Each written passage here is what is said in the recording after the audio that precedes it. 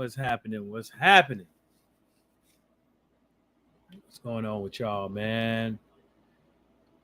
Let me see how it I gotta make sure y'all can hear me real quick, loud and clear. Just give me 1 second. I'm making this live because I couldn't get Tyrone on the other day. So I figured I figured I can probably try to get him on today with me so he can give his motherfucking 3 cent too. You know what I mean? But I'm trying to make sure because sometimes this StreamYard should be I don't know why now all of a sudden I can't fucking see my own shit. There we go.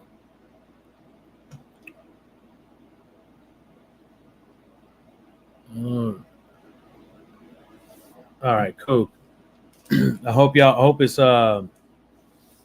nice and loud and clear and everything like that. Hope it ain't too loud. So yesterday I made this live stream because I was reminded and I saw some other people talk about other fighters and their trainers. And I've seen another video that came out like not too long ago with Deontay Wilder hitting the pads. So I figured, okay, that shit makes sense. We've been talking about this shit for fucking years behind the scenes and shit like that. We hit on it a few times during live streams, but I never made a video, a dedicated live or video towards Laws D. What's happening? Yeah, the old Dusty of the dustiest of feats. And we just never did it. And you know, he ain't looking too good as far as I'm concerned. It's like, because if he keeps doing that same stuff, you know, it's gonna be the same results, you know. And just in case anybody want to get in, I put the link in the chat. Y'all gonna hear some stuff, man, because I just got some provisions from Amazon today.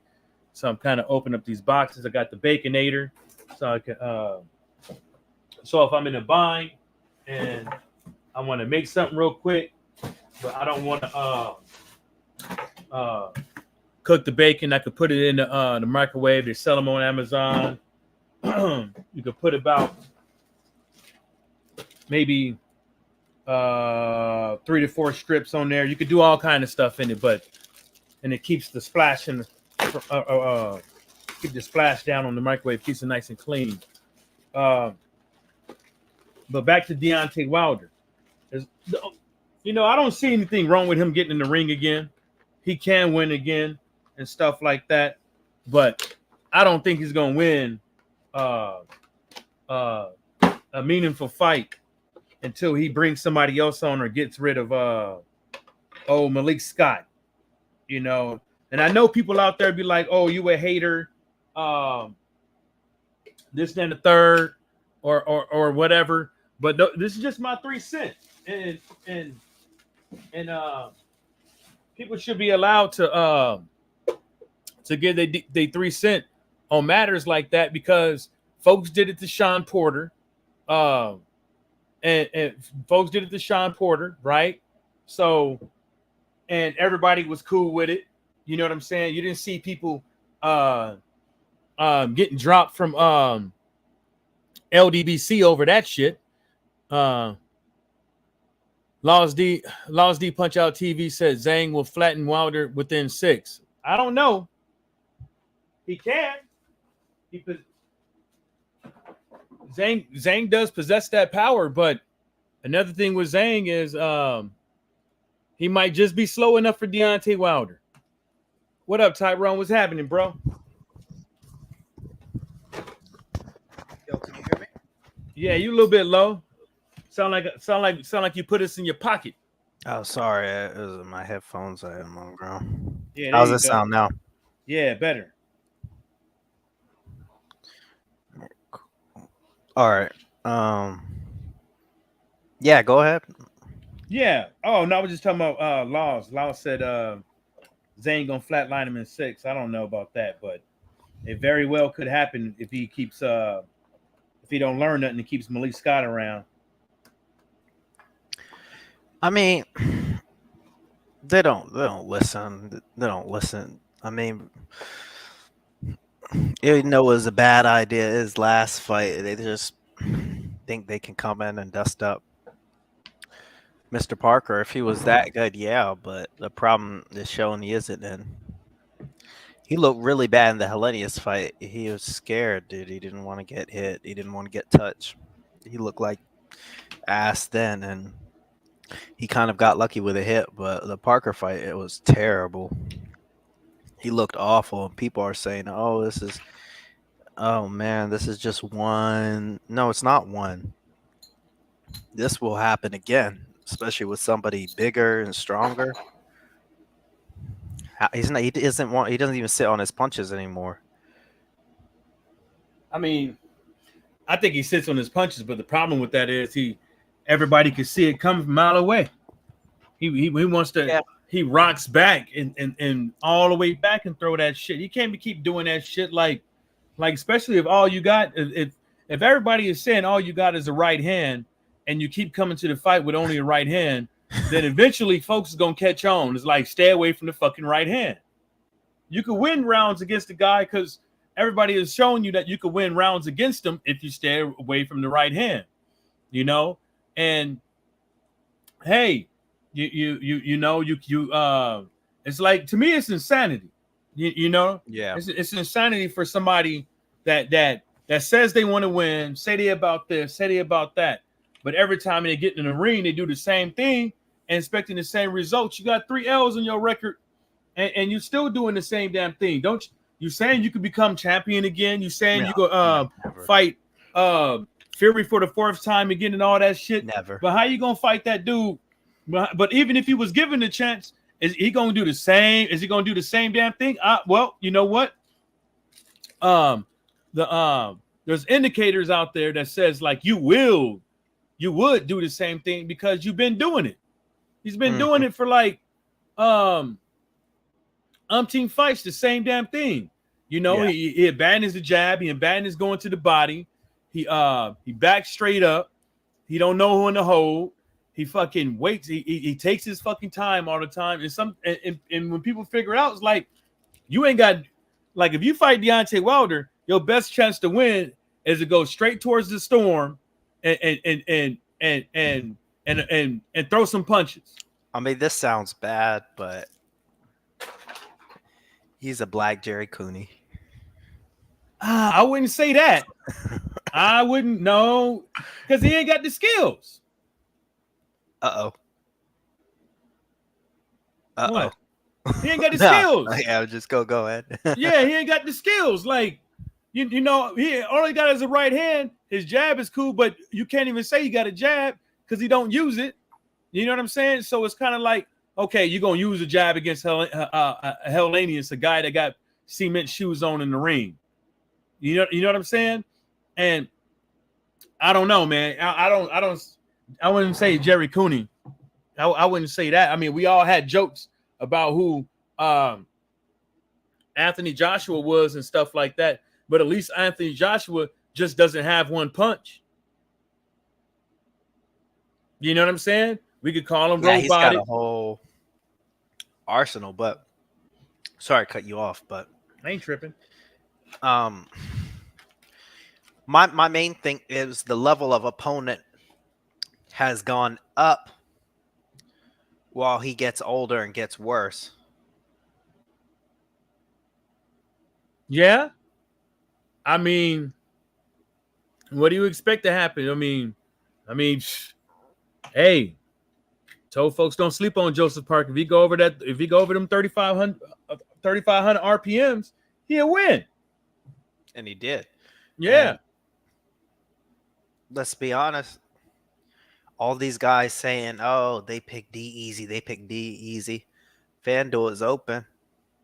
And DraftKings is open.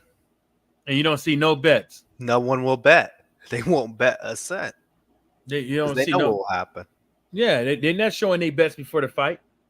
They won't. Like you. Law said Wilder is flat-footed, can't move to the left and right. Only relies on his right hand. Doesn't use the jab anymore or uppercut. Yep. And then he says, Yep. "Haha, Drew Titan will be crying because you just said that." Yeah, I mean, you can't call that shit not crying. What they be doing over there, that is whether or not it's no tears coming out or whatever. That shit is crying. I could see the first time Deontay Wilder lost, like you felt like some way or whatever the case may be. But the second time he lost, like me, I was real about it. I was like, look, this motherfucker ain't learned shit. And it's pathetic. It's like, come on, Ty. It's like if we was professional boxers and we was in this dude predicament, I wouldn't be like acting like I'm on a high horse and people beneath me that you know what I'm saying and all that shit. I'd be like, I'll be actively seeking for fucking help. You got Don House in there, but what professional boxer is using Don House? I hate to say it. What professional boxer is using Don House? I want to see one. Remember, he was the secret weapon they were going to bring in for the third fight, and what happened? What they should have did was what I would have did was I would have found Lennox Lewis over there in Jamaica training them kids. I would have helped out the kids. I would have learned something from him. I would have brought him in there, got his advice on who needs to go in my camp and all that shit. Because really, to tell you the truth, it's like you trying to trace greatness, but look at everybody around you. Look at everybody. I'm not talking about JD's, but I'm talking about Malik Scott. He is terrible. He's not. I'm already convinced that he's not even human. He's like extraterrestrial or something. He's one of the weirdest people. It's not even so much that. It's just like there's just no accountability for anything at all. Malik Scott did take some accountability after that last fight with Parker. He said it was his fault, but at the same time, is Tyrone, the way I think it is, it's kind of like he buttered Deontay Wilder to get into camp. It's kind of like he buttered him up. You know, he gave him that old brotherly love talk. Yeah, all that crap. You know what I'm saying? Stroked his ego. Talk good about this is what you need to do. I'm a pugilist and all that stuff. As far as with the knowledge and all that stuff, yeah, you can have all the knowledge in the world when it comes to boxing, but even the way he fucking fights and the way he trains people, it's like you training them to be timid and fucking scared. Like all that running around the ring. As far as a heavyweight, yeah, that's cool and dandy and all, but at some point you're gonna have to go toe to toe and get in that ass. And Malik Scott can't train you how to get in nobody's ass. Because you can't tell me one time that this guy showed you in all the training videos that he could train somebody or those boxer size videos that he be having besides the ones with Wilder, that he knows what he's talking about when he's getting in somebody's ass. With you better Wilder, stick that. Go ahead. With Wilder, he's mainly lost. He tried training Gerald Washington. That shit was a disaster. He tried training a YouTuber. That was a disaster. He says he trains Zerto Ramirez. I don't even really count that because I didn't see him in the corner. I don't really count that. Yeah, I don't know about that either, Ty. So where is this? Everybody keeps saying he's a boxing genius and a boxing mind and a boxing encyclopedia. I'm trying to figure out where. Every time I see him in a clip, he throws the right pad, he throws the left pad, he gets hit with it, he throws himself back almost like he got hit by an earthquake or something like that. And it's like, what's going on with this? He would have been better off going he would have been better off with Peter Fury. Yeah. Way better off with Peter Fury. Yeah. Because at least Peter Field was going to sit there and give you all that sweet talk. He was going to tell you what it is. He's going to tell you what it is. You can't rely on one punch, motherfucker. He said that he doesn't have any more yes men in his camp. They're Everybody on got him. YouTube. Everybody got him. Everybody got him. Everybody got yes men in their motherfucking camp. But the problem is people over there, they worried about what other people are fucking saying and not worried about what the fuck they should be doing. That's what the fucking problem is. All these motherfuckers got them. You know, and you saw all the yes men when Anthony Joshua lost against old boy. When he freaked out, what everybody do? Move the fuck out of the way. Let him do what he was doing. Cussed everybody out and damn near cussed his mama out too. And what everybody do? They set the fuck back because they didn't want to get fired. And guess what everybody did after that? They didn't say shit about it. They didn't shit it. Say they didn't shit it. They kept their mouth shut and went hush hush mode. Everybody got them. You know, but the problem is with D, and I'm not hating. I'm not hating. Me and Tyrone just giving our motherfucking opinion, our 3 cents on it, and the common denominator when it comes to losing fights with Deontay Wilder, because you can see it from the record, is Malik Scott. It ain't JD's. It ain't JD's because JD's real about his. He said we need to bring somebody in because there's only so far I can take him. He was real about it. But these other cats are sitting up over here lying a motherfucking ass off and up over here acting like they could take somebody somewhere. I ain't seen one dude, and Tyrone, you seen it. You seen Malik Scott in other people's corners and they lose. I ain't seen one other champion that Malik Scott is sitting up over here training. You think Tank Davis would be like, yeah, come on, Malik Scott? No. You think Frank Martin would be like, come on, Malik Scott? No. Do you think Michael Hunter would be like, come on, Malik Scott? No. Do you think what's his name? Jermaine Franklin be like, come on, Malik Scott? No. And there's a reason for that. There's a reason for that. And I guarantee you, like other trainers around the world say the same damn thing too. Get this motherfucker the fuck up out of here. That's my opinion. You saw him in the third fight. He panicked the moment the guy got dropped. He panicked and he just started babbling about, oh, you have God's gift and this, that, and the third. Even in the last fight, he was panicking. He wasn't doing anything. It really wasn't until JD has pushed him out of the way in the last round or last 2 rounds or whatever that you saw him do a little bit of something. Yeah. He pushed him out of the way. He started screaming, what are you doing? And then he did a little bit of something, but it's like I wouldn't be surprised if Malik Scott, this is just my 3 cents. I wouldn't be surprised that motherfucker betted against Wilder. Yeah, he definitely did. Yeah. I wouldn't be so fucking surprised. I wouldn't be so fucking surprised because there's no way in hell if I'm a trainer, I'm gonna sit up over here. If I can't do the job, I'm damn for sure asking for help from other past fighters and trainers. If I can't do the job, I'm stepping the fuck down. If I can't do it, not him. Ego, not him. He thinks he's the best thing that ever happened to this planet, boxing wise, and he's here to impart some sort of knowledge that nobody else but he has.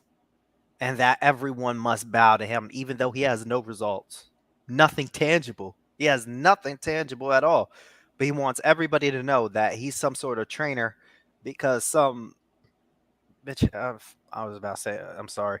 Because some fat ass on YSM Sports, that Duran in his gym, ass kissing channel, said that Greg Hatchett guy, I don't have nothing against him, but I mean, just because he goes and says that Malik Scott is a boxing genius, I need to see evidence that he's a boxing genius. I need actual results, and we have none in his own record or the fighters he's trained's record. Yeah, I was just trying to keep his record up out of it because there's some other folks out there that's doing pretty good for themselves. But you are right. I mean, your own record, and your as a trainer, you ass. Now, I would say this. Now, if you're in the amateurs or something like that, or you just come, or you trying to get somewhere, then maybe yes. But after how would we say this, Tyrone? When you get to a certain point, you know, you will have to do something about it. You know, it's the same thing when you look at Devin Haney. You see how people critiqued him. You see how people critiquing him and see where he messed up at. And sometimes when you get on that level, that's the reason why he can't. That's the reason why his daddy ain't his trainer no more. Or who knows? His daddy probably wasn't his trainer for a while. He just been sitting over there saying he is and acting like he is, but he's not. That shit pissed me the fuck off when Alicia Baumgartner was hitting the pads with him. Like, the fuck is this guy going to do? What is he going to teach you? That old boy couldn't teach you. You know what I'm saying? Like, what is he going to teach you? Yeah, that's another whole unrelated thing. I mean, I'm about to add another unrelated thing. Very quickly. Go ahead. That whole Alicia thing. See people come out of the woodwork say, "She didn't do nothing to you. She didn't do nothing to him." Yeah, she did. She called Broner broke, and he got after her. That's all. Yeah, I mean, but Broner, he interjected his 2 cents, but it wasn't like he's. Yeah, he started. It was like, why is she training with bum ass Bill? And then she went on and tried to call him broke and all this, that, and the third, and he went off. That was that. She's not innocent either. And before I get to them comments, let me say this though. This is the thing that be making me fucking laugh, right? The thing that be making me laugh is like when these females out here be like, you less than the man because you over sitting over here arguing with a woman, or because you talking about a woman. You know what? You know what I say? I say, first of all, some of y'all women be up over here on talking about all these motherfucking fighters and shit, and these fighters ain't never said nothing to y'all, right? Ain't never said nothing to y'all. But then when people say something to you in defense of the fighters that y'all talking about, y'all get all upset, telling myself, "Oh, y'all wake up early in the morning, cussing out a female or being like this. That's unmanly, like, and shit like that." You know what? You know what I say? I always say this: keep my name out your mouth before I put something in it. You know what I'm saying? If you run up and you start running your mouth, I got jokes. You might not like them and stuff like this, but at the end of the day, keep your motherfucking mouth shut. You keep your motherfucking opinions to yourself and stay the fuck off social media if you don't want nobody talking about you. And you want to be on that misogynistic shit, talking about some, oh, you less than a man because you arguing with a woman. I don't have to live by the same morals and principles that you do and shit like that. I ain't gonna let nobody motherfucker slap me across the face and let them slide. No, bitch, if I don't know you, you slap me across my face, I'm gonna slap you back. I'm Marvella's son, and you trying to hurt me. My mama will tell you that's what the fuck you get. And she won't say, and she won't even bat a motherfucking eye. You know what I'm saying? Yeah, I'm just saying, Tyrone, these motherfuckers off the chain. They fucking throw rocks, they hide their hand, and they want to be on this misogynistic shit. And if that's really how you feel, keep your ass in the fucking bedroom in the kitchen then. You know what I'm saying? Go make 78 a sandwich. How about that?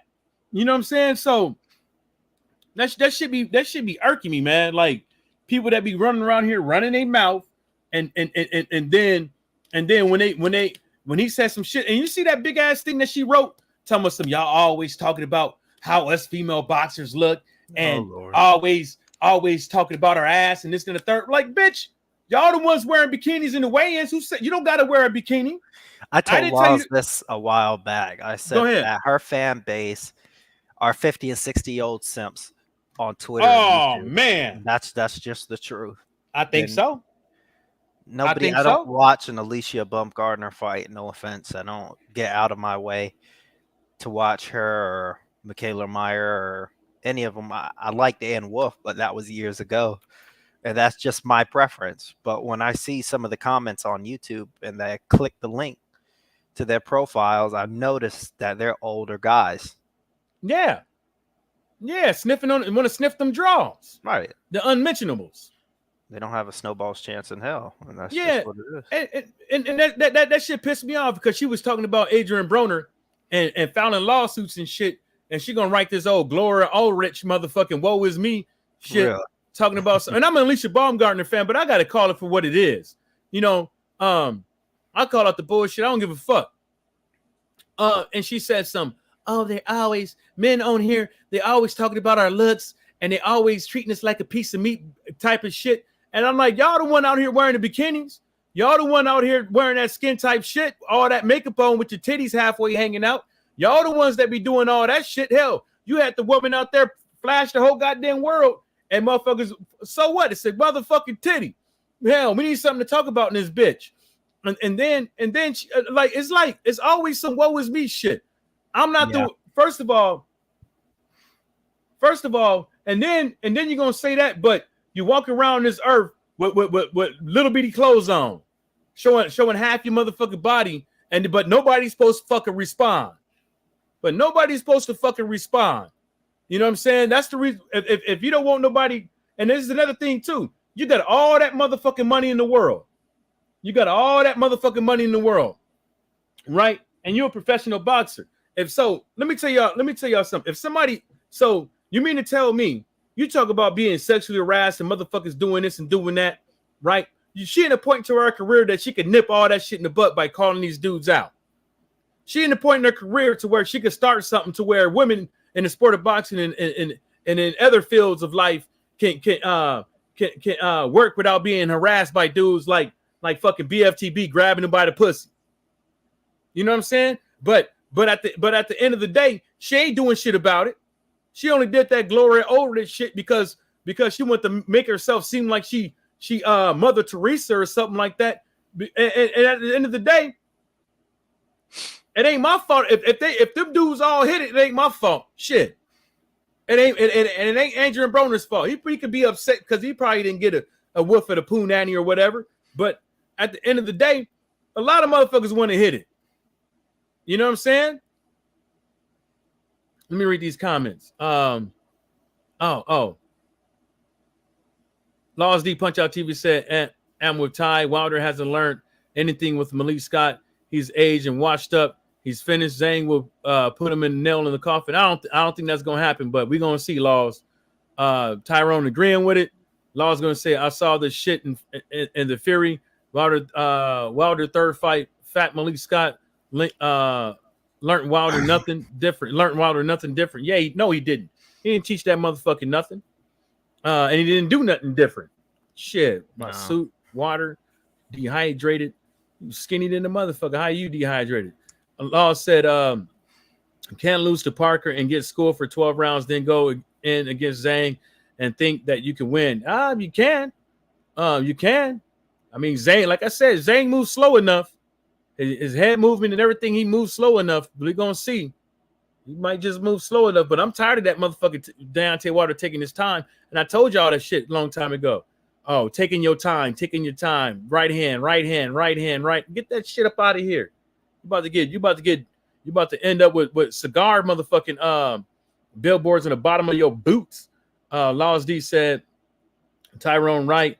You was right all along about Malik Scott, Roy Jones Jr., James McGirt, all common trainers." Yeah, but they'd be better than that. I'm leaning towards almost 100% of American trainers are scam artists. I would say,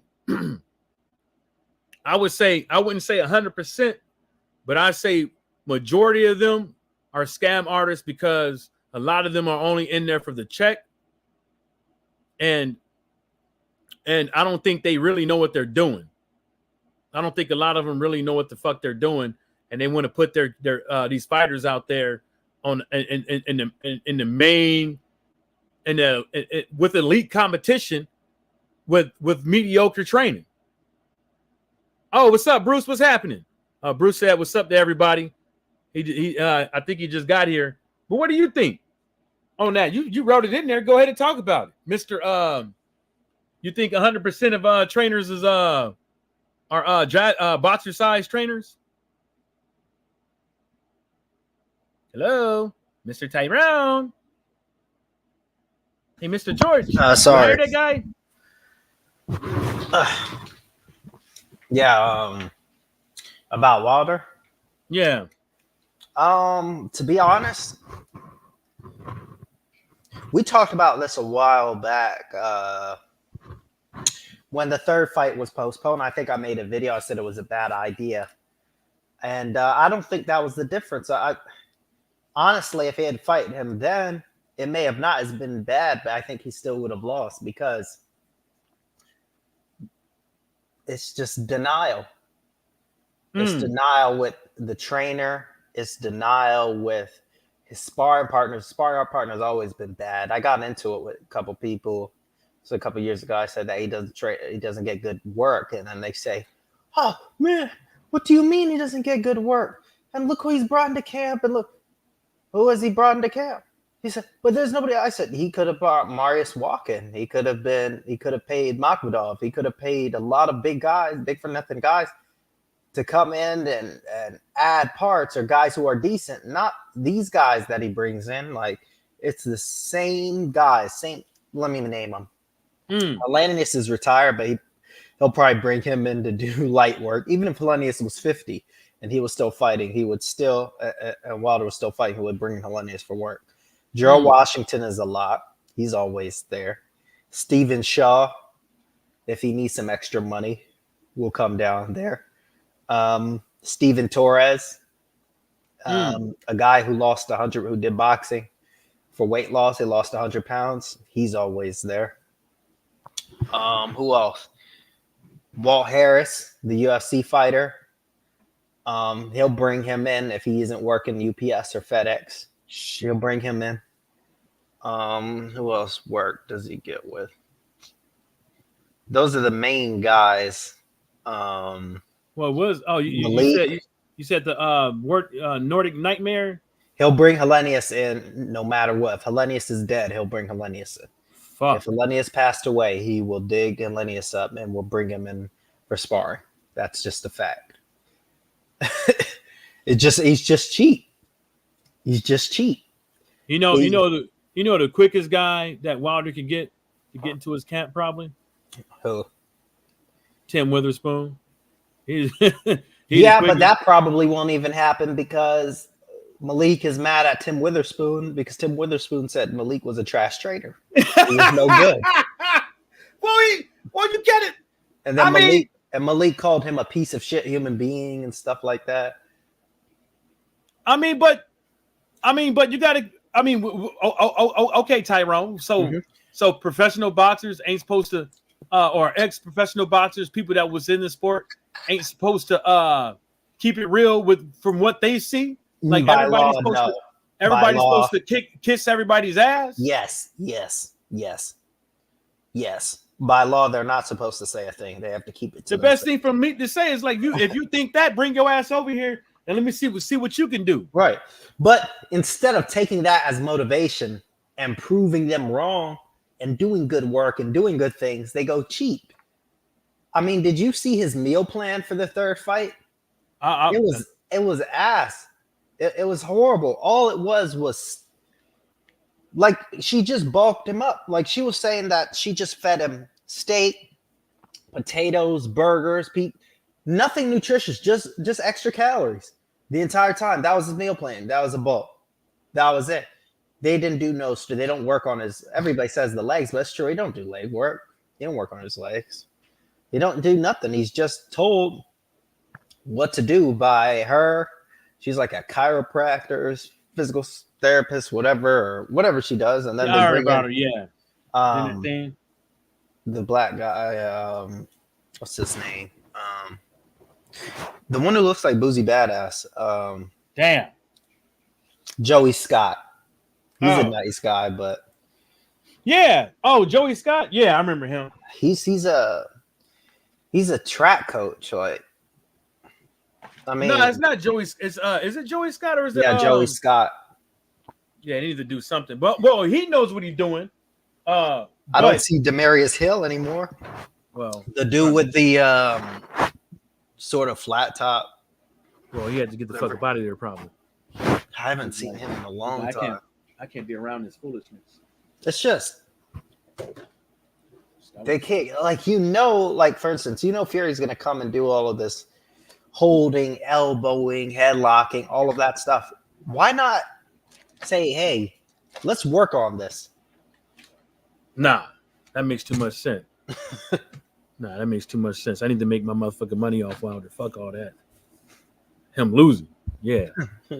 Fuck all that. How much do you think he's going to? I think he's probably going to get $8 million or $7 million for this fight.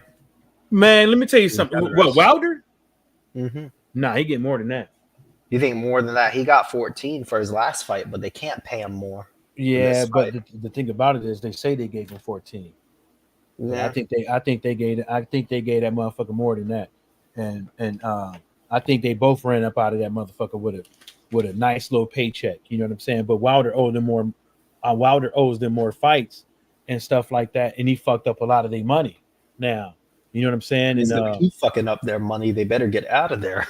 If I was old Turkey Al Sheik or whatever, buy him out the contract. If I was Turkey Al Sheik, I'd be like, hey man, I would tell him for real. I'd be like, look, if you want to keep, it's like coming to America. You know, son, if you want to keep working around here, you need to lay out the shit. You know what I'm saying? Because really, to tell you the truth, dude, if I was Turkey Al Sheik, I'd be like, look, man, we paying you a lot of money. I think he just wants to use him as a highlight reel for other fighters. Or put him on Zhang's highlight reel. That could be too. He might end up on that motherfucker's highlight reel. Probably. But I got a strong look. If I was Turkey Al Sheik, man, I'd be. Oh, I think that's his name. I ain't about to call nobody His Excellency. No. I'd be like, look, man, we got a lot of money that you can make. You know what I'm saying? And I pay you extra. If you get rid of Malik Scott, because it ain't gonna cut it. We talking about if you beat this dude, we talking about an excess of $20-30 million down the road. That you talking about generational wealth and your kids and all this shit and investments and all this shit. Like who the fuck? Yeah, you my brother and all that shit. If that's how you really feel, your brother shouldn't be allowing you to get your ass whooped because he can't train you. He can't. It's absurd. Yo, Malik is supposed to be your brother, but he's not training you well enough for you not to go up in there and get whooped. And he very well get whooped again by Zhang. But even if he don't get whooped by Zhang, he got a whole bunch of other motherfuckers he got to worry about getting his ass whooped and being on the highlight reel. Think about it. AJ's still around there, and the way Deontay Wilder looking right now, he probably gonna tear that ass up. Because everybody know what Wilder gonna do. You can't go in there with fucking, yeah, we know AJ don't move his head like that, but shit, you can't go in there with AJ with just a right hand. The shit that pissed me off is he lost badly after a lot of talk. Yeah. And then gets upset and then flips the gaslights and flips the table. Oh, well, he didn't want to fight me anyway. And you see, there was nothing in the contract that said we can make the fight if we lost. What? How many big fights, major fights have you seen happen where the guy loses and immediately gets the big fight right after? You just lost to Parker. I mean, how do you think that you know? I mean, if I was AJ, I would have took it and put him out of fucking misery. Then they would have, said, "Oh, you got him after a loss. That don't count. D wasn't right. How dare you, Mike? D wasn't right." I would have told them. Nobody be right after they took an ass whooping like that. You know what I'm saying? Because, like you said, you said this, Tyrone. I remember you said that when they went to the draw. When Fury was doing all that shit, he should never gave him a rematch. The same exact shit. And really, to tell you the truth, you kind of is right. He should have fucking took that time to get his shit together, like fucking Fury did, and worked on some shit. But guess what? That shit would have never happened because of Malik Scott. Nope. I ain't never seen a trainer and a fighter with this type of bond to where it seems like, I'm just giving my 3 cents, my opinion. It seems like whatever they got going on is this guy whispering in his ear and manifesting it. It doesn't seem like none of that shit they doing over there is correct. He gonna get his ass whipped again, man. It's gonna be bad. I keep hearing that. I really don't like hearing his interviews with 78 sometimes because he's just goes on a long. He just starts babbling, and then like nobody like kind of stops him. He just keeps going on and on and on about stuff that means a whole lot of nothing. Like he did it at the press conference too, with when they announced this fight. He talked about if he has his hunger, if he doesn't, if he does, if he doesn't, and he feels great, and just the same talk over and over again. Only fools believe it. Anything can happen, but it's the definition of insanity. You're doing the same thing over and over again and expecting different results. You're right, Tyrone, but like I said, if he don't get his ass whooped by Zhang, he's gonna get his ass whooped by somebody else. Yeah, I agree with that. He's gonna get a fresh breath of air, and folks gonna be talking about Champ is back and all this other shit. And it's gonna be right back. And it's kind of like with all those disappearing acts he be doing and shit, it's almost kind of like check the odds real quick, sir. Oh, go ahead. When Wilder Wilder be doing all that disappearing acts and shit like that, it's kind of like he doesn't care about boxing fans. It's kind of like plus 150. It's kind of like, huh? He's only a plus 150, dude. I would have had him a way higher underdog. He's only a plus 150. He shouldn't have fight. I would have had him at least, like I was telling you the other day, like a plus 270. I think that's fair, a plus 250, but they're making it kind of close. I mean, are they watching something that we're not watching? Yeah, I mean, well, like I said, it's like the guy, like Zhang doesn't move his head. That he's not quick on his feet. You know what I'm saying? So I'm saying is like Zhang might be slow enough, in all those aspects for him to hit him. But you see what I'm saying? We both agree that he can't be this Malik Scott sort of Wilder or whatever, the running around, the scared to get hit, the pulling all the way back, the doing all of this crap. He needs to plant his feet, and I just don't see him planting his feet anymore as long as that alien is in his corner. Let me read Laws D said Michael Wilder will never fight AJ. He got beat off Parker, and Eddie picks him, then puts him in with Zhang. Then he gets watched again, and that's it for Wilder. And then Eddie's eyes, he's never has to. Yeah, well, like I said, it's like Edward, that whole fight with Zhang and all that stuff, that ain't had nothing to do with. I don't think that had anything to do with Edward Hearn and the teams and all that stuff. Edward even admitted that those Frank versus Edward was that Turkey Al-Sheikh's guy's whole idea, because like the rivalry between them and stuff like that, and the animosity. And like I said, I don't think Edward had anything to do with that fight being made. And Edward's just a face out there. Frank Warren's just a face out there. They have the whole connection with the UK and the networks, the broadcasting and other things. Because remember, Saudi Arabia, their boxing commission is not all that. So they got to have who up over there? The British Boxing Board of Control. And so like I be trying to tell folks, like with all that Turkey Al-Sheikh stuff and Saudi Arabia and stuff like that, a lot of that stuff, Edward ain't got nothing to do with it. You know, it's between the fighters and their promoters, and Edward is just the face over there. Just like when you see the Zone, Edward's not the face of the Zone. Edward just has a partnership with him, and Edward just sits over there and runs his mouth and helps to get the fighters and stuff like that. But Edward's not the only one working with the Zone in America, right? You know, and people forget about that. because this remember they brought their own the zone brought their whole team up over here of a bunch of fucking non-Americans. Yeah, Um, yesterday or the day before. and look where it's got him. And it's quite a shame because if I don't care what agreement he has with that guy, all that money that they're throwing around with these fighters, Saudi Arabia, they're not getting that much back, especially if you're going to put those fights on the zone in America. It's like it's already bad enough.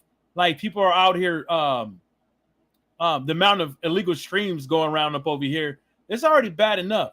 And now you're going to put it on the zone, and nobody wants to buy the zone. When I look at people who don't care about PBC and matchroom beef, when I look at people on Twitter, on Facebook, they don't want to, because now they got to buy something else. They got to download something else. They got to pay a subscription for something else, and it's mind-boggling, Bruce said, "Oh, the old turkey has 5 wives, a man after my own heart." Damn. Somebody Law said firefighters. I don't know, but he said yes, you did. Eddie had the choice to pick 5 fighters. Eddie didn't have to pick Wilder. Yeah, he picked 5 fighters. He picked Wilder that was already in the tournament. You see what I'm saying? But he didn't because he's picking Wilder to beat Zhang. What do you think about those other fights really quickly? Sorry. Oh, let me see that thing again. I got to pull it up, Tyrone. Damn, what the fuck is that shit called again? Rider season? Mm-hmm. But he got his own. He got his own. He got his own. Oh, that's the other one. It got his own like name. I thought theme. Oh, here it is. 5-on-5 or whatever. No, I'm looking at the wrong one. I'm looking at the here it is. All right, Day of Reckoning. All right, the Bivol fight is cool. Mm-hmm. The wait a minute, am I tripping? Who the fuck is the boy fighting? Hrgovic. Where the fuck is he? Because they put him all on the. That's okay. That's good, but sucks to be the boy. Yeah. Sanchez. That's who he fighting. Caballel, but I don't know if it's on that God. card or the. That's Sanchez, but I think he's gonna get Caballel. Oh, I lean towards Sanchez. I think he's more experienced than Slicker. Yeah, I probably would pick Sanchez. It's a solid fight. Makhmudov. Is Makhmudov? Wait, I think no, that's not him. That's damn, what's his name again? That Russian fucking dude. Oh man, hold on. Let me click this goddamn thing because I can't. I know that I'm not good with what the fuck. Are you looking at the June 1st card? I don't know. I'm just looking at the picture. Look at the picture. Day of Reckoning. Okay, let me just type in that. Day of Reckoning was December. Oh, I'm looking at the wrong one, man. Damn it. Deontay Wilder. Let me just type in that. Let's start looking. I was like, I was like, some of these don't make no sense. Okay, let me click on Wilder's box rec and then click on what is it? Event. Event, yeah, that's what I'm doing right now. Now they fucking block my ass. You know how box rec do it. You only get a couple of clicks. I'm logging in.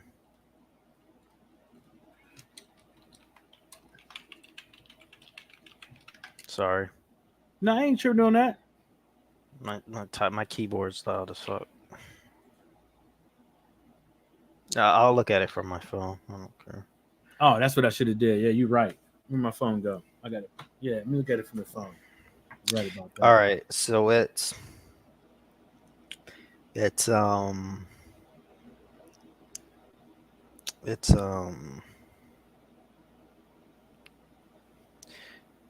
so BoxRec is picking Beterbiev to beat Bivol. BoxRec is picking Dubois to beat Hrgovic. I don't agree with that. I don't agree with the first two. Raymond Ford versus Nick Ball. That's a good fight. But I think Ford is too. I'd probably pick Ford. The Pakistani guy. Hamza Shiraz and Austin Williams. I'll pick Austin Williams. I've seen Hamza Shiraz fight. I mean, he's okay, but I think he's like a big stiff kind of. Zhang over Wilder and Willie Hutchinson. I've heard of him, but I've never seen him actually fight. Let me Crazy. see. I'm trying to see these names too for myself because I was texting my people keep texting me, man. I'm not trying to. Oh, good. Craig Richards. Interesting fight. All right, Laws. All right. Laws says he'll jump on in a minute. All right. I'll how do you want me to re-put this? I'll put the streamer link back down again. Easier for them to.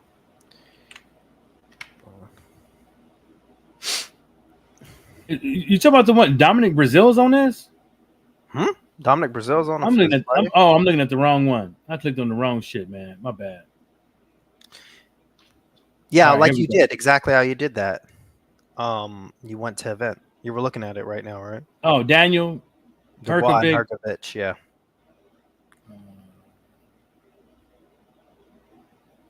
Raymond Ford and Nick Ball. I really don't care about that fight. I'm sorry. Yeah, I mean it's okay. The Austin Williams one, I'm interested about that. I think Austin Williams can win that fight. To be honest. The Craig Richardson, Willie Hutchinson, yeah. But I'm not, that Nick Ball one, I'm not really. You saw Raymond Ford's last fight, right? And that Better Be fight, Better Be Even Bivol. Who do you think wins that fight? I don't think I've ever heard. Better Be Even Bivol? That one right there is a tough one for me, man, because the only reason why I'm saying it is a tough one because them motherfuckers, they got some heavy ass hands. And yeah, I keep betting against him. He keeps winning. and it's kind of like when Canelo fought Bivol, it's kind of like I don't know if Canelo was just getting outdone by him or just Canelo wasn't doing enough because Canelo was just hitting his arms over and over and over again. Yeah. I'm like looking at it like you're losing these fucking rounds. And it's kind of like he's hoping that this guy was going to gas and he was going to take care of him. Over, yeah. And it didn't happen. But, somebody got to go. Yeah, it's a tough fight to pick. But if Better Be beats Bivol, man, oh man, there goes the neighborhood. They're gonna try to make him versus Benavidez. But that's the thing. But that's the thing. Like, I think, but that's probably what's gonna happen. Yeah, that's probably what's gonna happen because Canelo ain't gonna fight him. No. Canelo ain't gonna fight him. Canelo out there trying to do all his goddamn mandatories and shit. Yeah.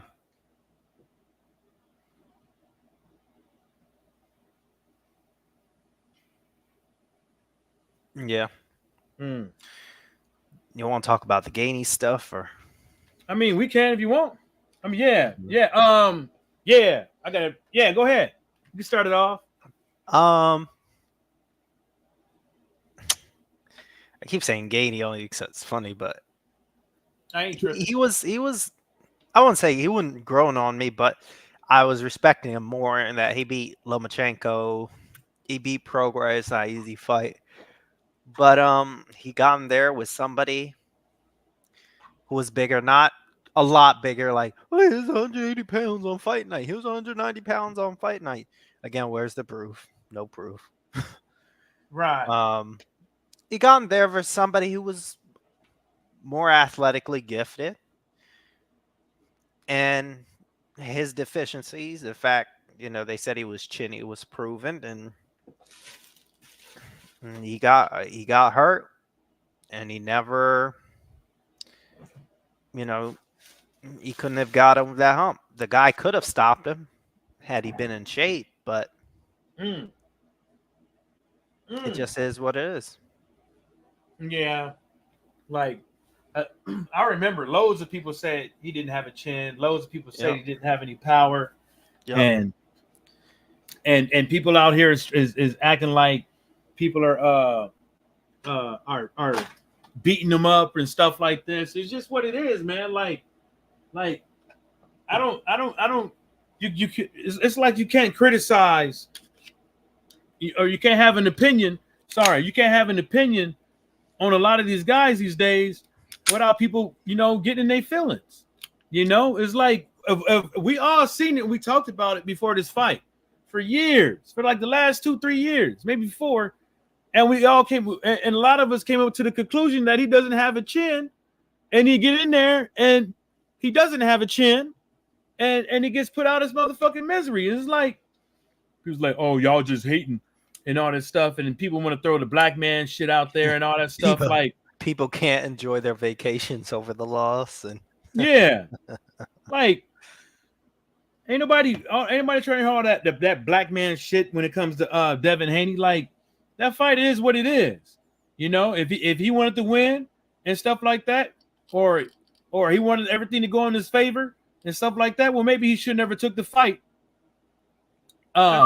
with them 3 pounds over and should have just shut the fuck up, kept it for what it is. Exactly. But you took it, you got your ass whooped, and now you wasn't fair. and y'all talking about y'all ain't got no excuses. Then as days go on, all of a sudden they got all the world and everything to say. You know what I'm saying? Yeah. Oh, I don't know if those 3 pounds mattered, but all of this and all of that. But at the same time, is what you saying? What you saying? Allah don't got it wrong. You question Allah's will now?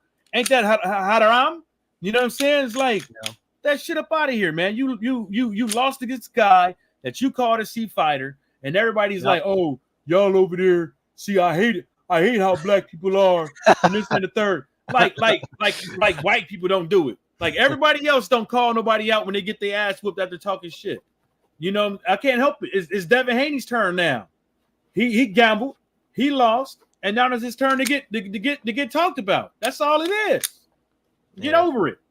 What's going on, Laws? Hey, Laws, old peekaboo. Fucking, who let this goddamn Devin Haney fan in here? Yeah, you're unmuted, but I can't hear you. Yeah, we can't hear you, Laws. He's like, oh, fuck off.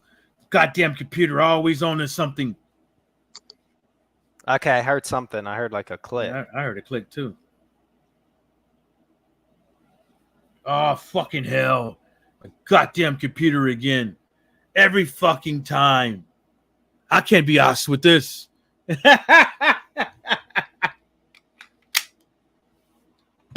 That's Laws for you. In and out. Mr. In and out. That's what Gainey for. Getting knocked out. I don't have a problem with Haney. I don't think I've ever really had a problem with Haney. He's not even like the biggest talker. It's just his fans do for years and years. And I saw it coming. We saw it coming. We saw what they were going to do. The moment Bill started coming and doing interviews, I saw exactly what they were going to do, dude. They started doing a wedge like they always do between other black fighters. So if it's Haney and Tank, they pick Haney over Tank and down Tank. All those years ago, Charlo and Jacobs, they were with Charlo, so you have to be against Jacobs. You down Jacobs, you put down Jacobs. Gary Russell and Haney. You're with Haney. Gary Russell is weird. Gary Russell is this, that, and the third. You down Gary Russell. They do it all the time. Go ahead, Laws. Oh, fucking hell. Maybe change your mic. If you have another mic, try that. He's the wrong one again. Dead giveaway. We still can hear you. Yep, still can't hear you, Laws. Come on, Laws. Learn how to use that new technology, Laws. But go ahead, Mike. I mean, it is what it is. The dude got his ass whooped, man. It's like, yeah, people can cry and bitch and moan and say y'all down in the black man and all that shit, but you know, at the end of the day, it's like it's a sport. It's a one-on-one sport. You know what I'm saying? You better be happy that somebody's actually talking about them, like, in general. It's like we all knew that he was gonna whoop uh the uh the guy over there from Cambosis. Australia. Oh God. You know what I'm saying? We all knew how that was gonna go. We didn't know how the Loma one was gonna go. He didn't rematch Loma, so we could really see what it is. He ran, got on his I'll give him the Loma one. I won't. yeah, I mean, nah, give him that one. But I was like, I would have loved to see the rematch. Yeah. But at the same time, is then you want to try to sum up over here. Why I ain't like all these other guys? I'm gonna fight the best. Who could do this at 20 years old and whoop de whoop whoop in the game and all this other stuff. And you know what I'm saying? But then you go and do the same damn thing. You just hiding it. Exactly. You know, you just hiding it. There you go, Laws. Can you hear me? Yep. Yeah, we can hear you. That motherfucker sounds sick. Sounds good. Yeah, I've got fucking a nasty ass cold. I'm fucking ill all week. You gotta stop eating that booty, man. Yeah. Right, let me address you about something, Mr. Johnson. Eddie Hills, right, did not have to pick Deontay Wilder in that 5 versus 5. Yeah. There was other heavyweights out there that he could have picked, i.e., Big Fat Dusty Miller, i.e., well, he couldn't have picked Parker because Parker is now signed with Queensbury, yeah. But there was other heavyweights out there that he could have picked. You look at the background print of Eddie Hills, Mike. He'll do anything to keep Deontay Wilder away from Anthony Joshua because he's always been a threat for Joshua and still to this day. Now, when Parker beat Wilder, Eddie Hills come out straight away saying, "No, that's it." He didn't keep his end of the bargain, which, to be fair, he didn't. He was to fight Parker. AJ was to fight Otto Willing, and then if them two won their fight, then them two would meet. But AJ won, and Wilder didn't. So Eddie Hills picks Wilder because we all know Wilder's got a 3-fight deal. This is his second fight.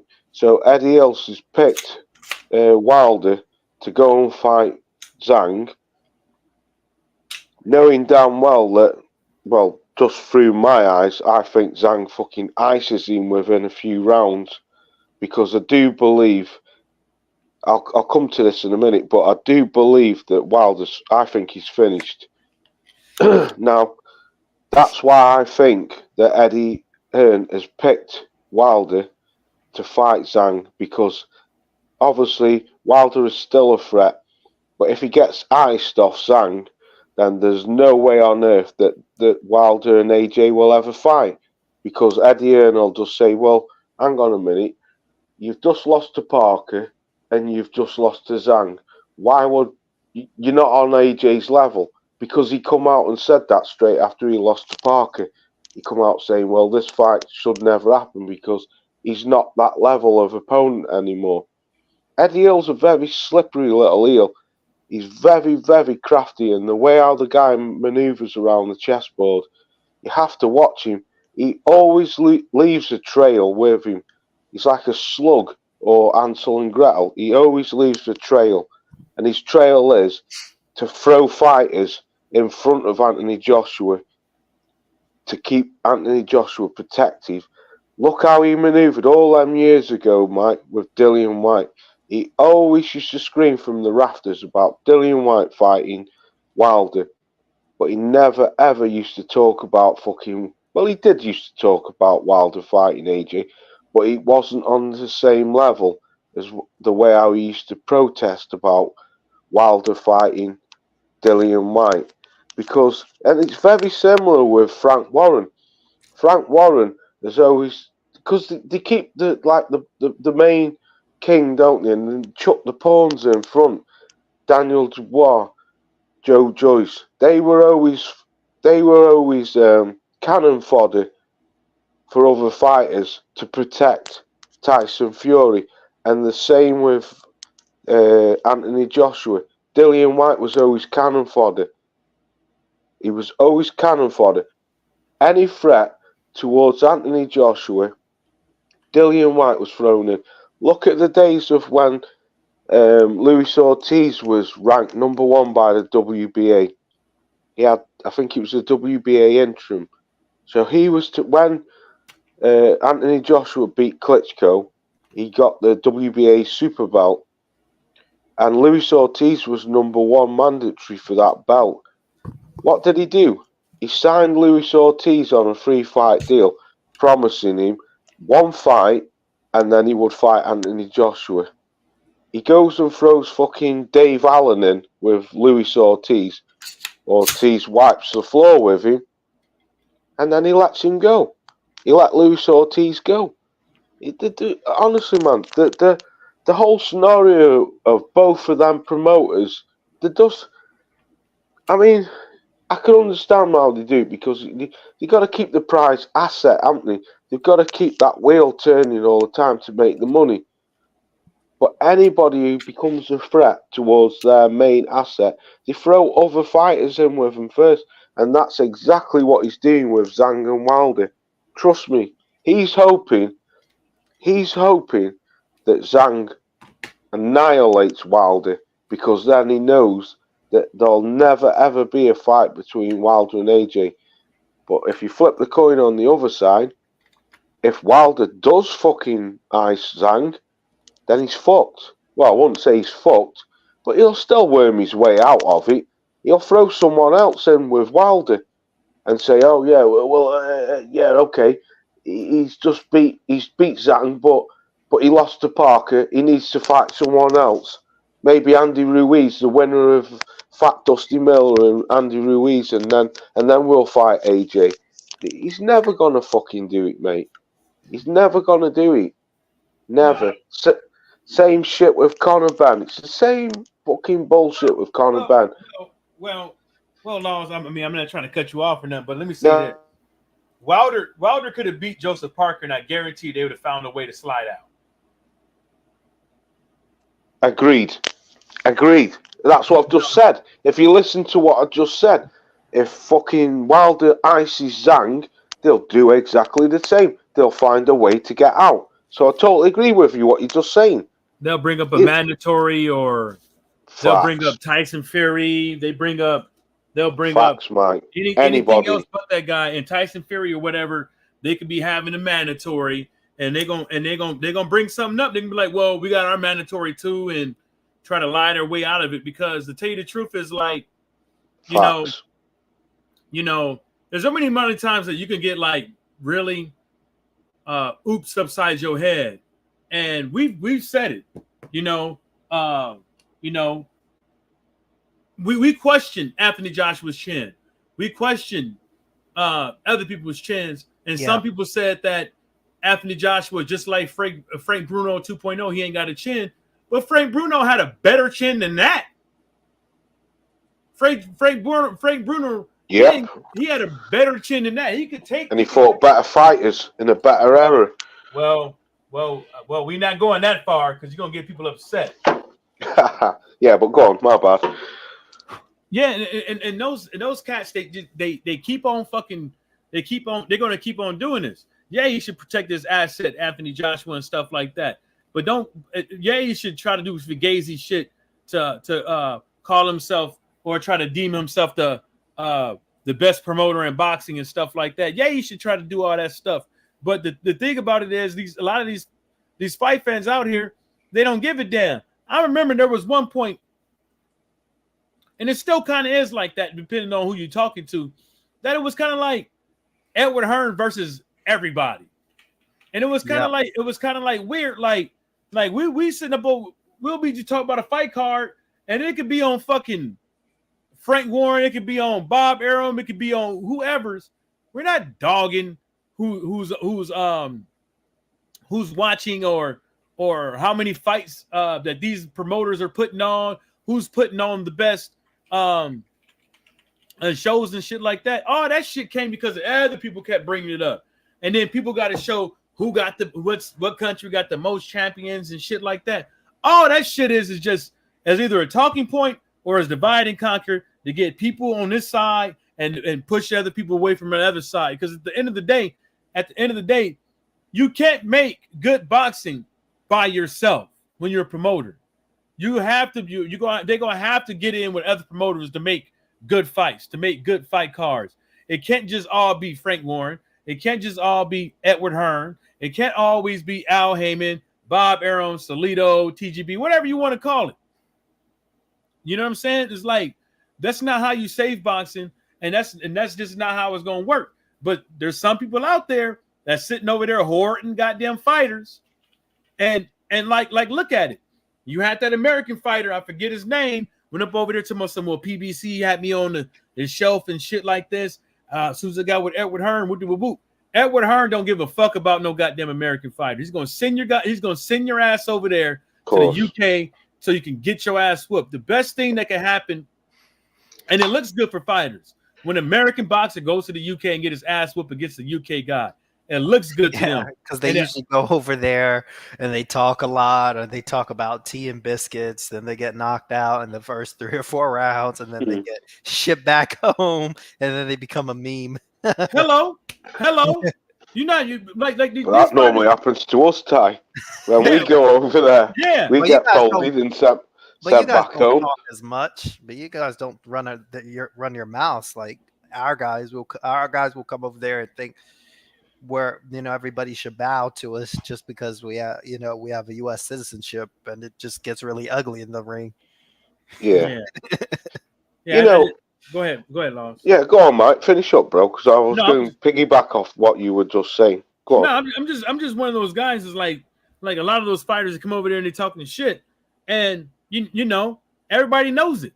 Everybody knows it, and then people be like, "Oh, that's what I want to hear." He got on the black Air Force Ones. He's gonna put in work, and I'm like looking at these guys like an outfit and talking shit. They never won nobody nothing. No. Facts. Just going back off what you were just saying, Mike. I mean, I listened to an interview about 3-4 weeks ago called the Cobra Frot saying that the Saudis will kill the sport. And at first, when I read the headline, I was like, what the fuck are you talking about? How the fuck are the Saudis going to kill it? But then when I listened to what he was saying, I had to agree with half of what he was saying. But then on the other side, I agree with Eddie and what he was saying, like the Saudis are making boxing good again. Now, where I agree with what Eddie was saying, the Saudis are making boxing good again because we're starting to get the fights that we've all been craving for a long, long time. We're not getting all of the fights what we want, but we're getting some of the fights what we want, and it's making boxing exciting again. But at the same time, I agree with what the Cobra was saying. The fucking atmosphere is dead. The fans can't afford to go over there because it's fucking thousands of miles away. It's red hot. You can't drink. You can't fucking go and have a laugh with your mates. And that's the whole... That was the reason why all the Brits used to love going over to America, to Vegas and Atlantic City back in the 80s and other places, Madison Square Gardens and stuff like that, because you could go over there, you could take fans over there, you could drink, you could have a laugh, you could act a bit of a dickhead within reason, without getting locked up. But that's what the I don't know about the American fans, but the British fans... spit on the street over there, Laws. No, I know. That's what I'm saying. In Saudi, you can't do fucking anything. But what I'm trying to say is, with all these fights now going over to Saudi Arabia, obviously for the Americans, it's like a day's travel. For the Brits, it's nearly a day's travel. You can't drink. You can't do anything. And I mean, like I say, I stress again, I don't know about you Americans, but us Brits, we see boxing as like football or rugby or any of the main sports where if you go to watch it, you go with your friends, you want to book a hotel, you want to go a nightclub, you want to go and have something to eat, you want to go for some drinks with your mates and then go watch the fight and then go and party on after. You can't do that shit over there. so the atmosphere is stale. And I did see in that last, was it the Day of Reckoning, the last card they put on there? Yeah. Yeah, the fucking atmosphere was dead. It was dead. And all I actually saw was either celebrities, like multi-millionaire celebrities over there, or just a load of millionaire ragheads over there. What are from over there anyway? Yeah, Do you know what I mean, Ty? that's true. So I'm all for me. I am honestly. I'm very glad I've seen what Turkey's done because he's putting on a great card in America. I think that was brilliant what he's done. I'm people aren't talking about this fight, but I'm very, very much looking forward to the Tim Tszyu versus Virgil Ortiz. I think that's a cracking fight. I don't know much about the guy who Bud's fighting, but obviously I'll watch it. I'm looking forward to Andy Ruiz and Big Dusty Miller. I think That's not a bad fight. That's a good yes, solid that fight. I agree, Ty. I think that's a 50-50. Well, I'd have to go with Ruiz, but you know what? I quite like Big Dusty, even though he's a Peds cheat. I quite like it because the guy always lays it on the line when he's in the ring. So yeah, but I think it's right. You should start pushing some fights back towards America, back towards Britain. Yeah. Not all out there in the Middle East. Yeah, I heard that. Yeah, it's the right idea. Yeah. It's kind of stupid when they do that shit, though, man. Like, you know, I said that shit a long time ago too about going to those countries and stuff. And the only reason why I was saying that shit because it's like a disappointment to the fans. Is like, you know, they help build and make Anthony Joshua, and this guy goes and fucking runs. You know what I'm saying? Exactly, Mike. Exactly. It's kind of fucked up. Like, it's not fair on the fans, is it, brother? No, it's like Anthony Joshua wouldn't be here if it wasn't for, you know, his fans and shit. And then he want to go ahead and turn on him. You know what I'm saying? Just for a couple of quid. I can see one fight.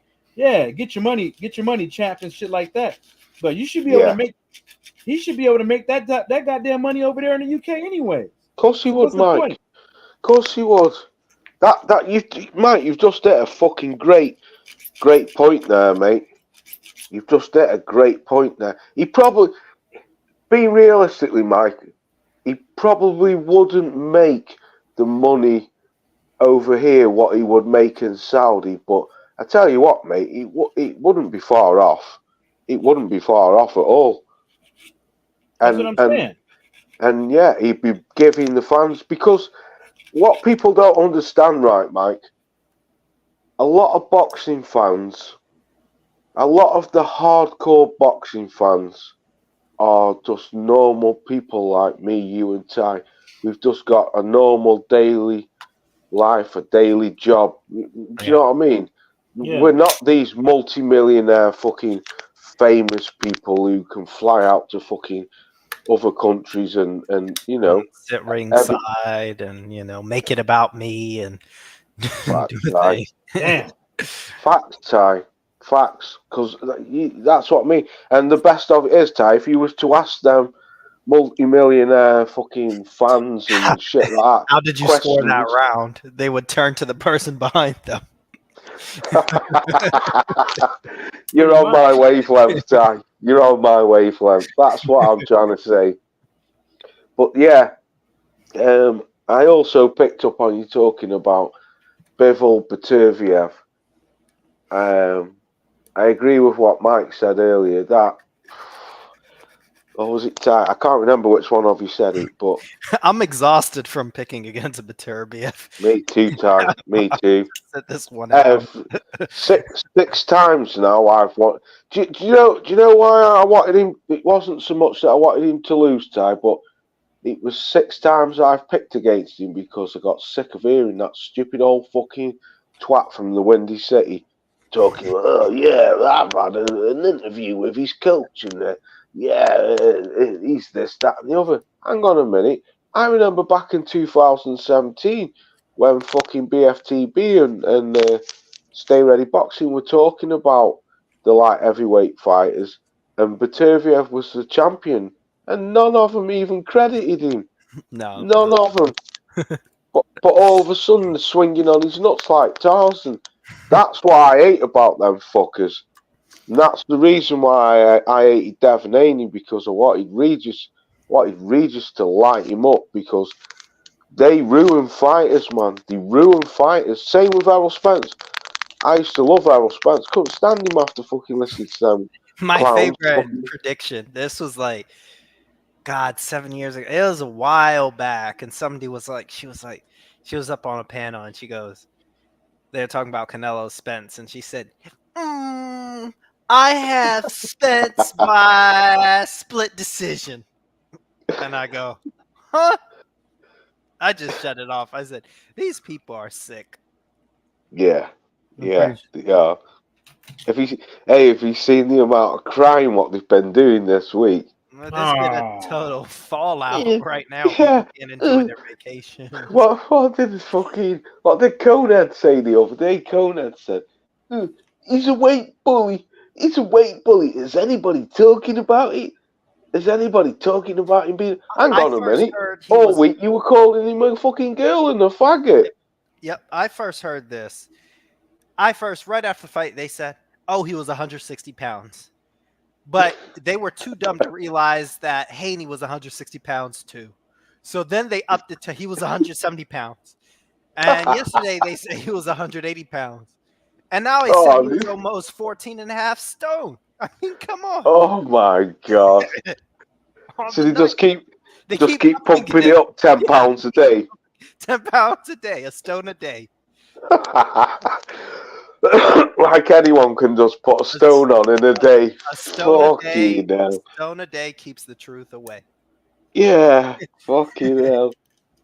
Yeah, that's what a It's lot of people were saying. crazy, dude. I mean, I've said for Yeah, years. they deluded them lot, man. Haney, and I said this yesterday on Mike's. I was like, hey, we can all agree Haney's a hard worker. He keeps in shape and everything else like that.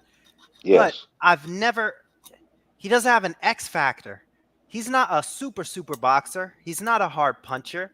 He doesn't cut the ring off super well. Like, he's the average person who's worked hard. He's not a talented guy. He's worked hard, who's picked up some stuff from the Mayweather gym, and added it to his game. He was moved to Vegas to build him up. I mean, honestly, you can say, not in a negative way, you could say that Haney was a manufactured sort of fighter. It's not something that he naturally had. He had to work for it.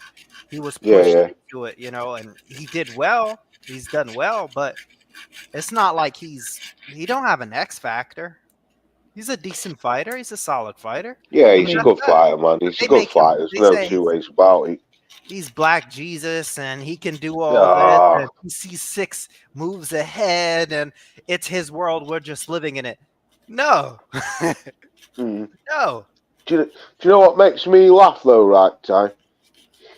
I was listening to Reggie Owens a few weeks ago, right? Reggie Owens had a fucking great point. Go back 5 years ago, or 4 years ago, when fucking H Money was banging the drum, Devin Haney this, Devin Haney that, and I remember this. I remember him going in their chats and putting Devin Haney this, Devin Haney that, and then getting fucking blocked. Then all of a sudden, because Bill Haney did an interview with fucking 7/8 Sports TV, all of them jump on the bandwagon. Man, I have never seen anybody. There's fanboys and then there's fucking fanboys. But that BFTB is on another level with that Devin Haney shit. He's either getting paid off him or he's in bed with him. I've never seen... You go on all of his platforms, YouTube, Facebook, Instagram, Twitter. It's Devin Haney this, Devin Haney that, Devin Haney this, Devin Haney that. And not one of them had the fucking balls to come out the night he lost. The only one who fucking did alive after was Spunky Bumman. He was the only one who fucking came out and did a pre-post fight after. But he's not. hard to say goodbye. Yeah. I'll say this, Bill Bill is Haynes a fucking prick. he's He's funny a that prick. He's a it's prick. He's like John Fury. He's a prick. yeah, it's a fact that he puts them up in hotels and gives them food and rides to Yeah, yeah. different places and all that. I mean, there was I was watching something the other day where a guy he wasn't in the LDBC, but he was upset that Bill, he felt he set him up. So what happened was he explained a story where this coach Malachi, and he goes, well, Bill brought me up to this hotel and gave him the money for the hotel, and then goes ask. He didn't say he gave him the money, but I'm thinking that he gave him the money for the hotel because that's what it sounds like. And then Bill asked him. He says, "Hey, how much are the rates at this Holiday Inn? I need to put family here." So he goes, and the next day, 78 is on is the family that he was talking about to put in the hotel. Yeah. Yeah. And Coach Malachi is upset that he set this thing up for the two of them to run into each other for his own entertainment. And I'm like, I heard this. Yeah, didn't you catch him in the lift or something? Yeah, in a lift. And then I'm like, in my mind, this is how I think of it. Y'all two are both beggars getting put up in hotels by Bill Haney. Yeah. Listen, why are you upset? This is a joke to him. Yeah. This is funny. He's laughing I can dig that. He wants to see his two little slaves go at it. Yeah, a buzz off it. Yeah. That's fucked up. Yeah. Two little slaves. Two little slaves. I seen the bit where Conrad did that fucking interview. I don't know, he had some daft lampshade fucking hat on his head, and he was talking about Malachi chucked KQKC under the bus, saying, "Oh, look at this! These are all the fucking messages what KQ sent me." I mean, I don't know. I don't watch that. I know who he is, that Coach Malachi, but I don't watch him. Yeah, I don't watch him too often. I just heard that he told that story, and I'm like, how's he getting upset at Bill over that? He should be happy that Bill paid for his all expenses. Yeah, exactly. Trip. You got a hotel. He didn't even get an Uber to the airport. He had somebody pick him up. Yeah, you notice with all these guys, it's always they can never pay for their own thing. It's always somebody picked me up. Somebody got me tickets. Somebody offered to buy me this. Did they lose their debit card? They lose their bank card or something? Yeah. And do you know what? Like that. Do you know what though, Ty? Do you know what makes you fucking laugh, bro? That they all bang on about how rich they are. I've got this. I've got that. I've got this. The funniest thing I've got that. I've got security. I usually ride around with security. Really? Yeah. You ride around with security. Nah, he gave him the Diddy. He gave him the Diddy. Yeah, 78. I'm gonna take you shopping. I'm gonna take you shopping. You ain't never partied with me, 78. Come on, come party with your boy, 78. Yeah, I'm gonna take you shopping, 78. Get your nails done, get your hair did. Yeah, come party with your boy, 7. Yeah, that's what happened. And then when Haney lost, man, I saw it on Twitter and YouTube. It all just fell apart. If there's anyone who I think's definitely getting paid off Haney's, is BFTB without shadow of a doubt. I reckon. Go on, Mike. Well, you got to think about it though. There's only how should I say this? I'm trying to say it tactfully. There's only so many amount of places where somebody who's been convicted for sexual assault can go, and he's probably very blessed that they allow him to tag along, even though they know he's a fucking pussy grabber. I just find it really convenient that they can go so hard for somebody and it pays off in flights, hotels, food, and basically all you can eat at their homes. It's just it can't be done, out of just genuine desire. There's got to be some sort of trade-off. You've got to do something here to get something there. We've seen what it gets you now. Do I want to be front row in the Gainey fight or Haney fight? Not really, but these guys That's want it, Ty. to, and Called arse licking, bro. it goes a long way on real life and YouTube. It goes a long way. Yeah, I It's can see. You know what, Ty? Even though you're laughing, you're right. What you're saying, though, and it's fucking sad that people actually do that. yeah, Because I mean, I definitely believe that you and Mike are like me. You'd never sell your soul for fucking anything. I, I've lost a load of subs over the last couple of weeks because I haven't been making content and stuff like that.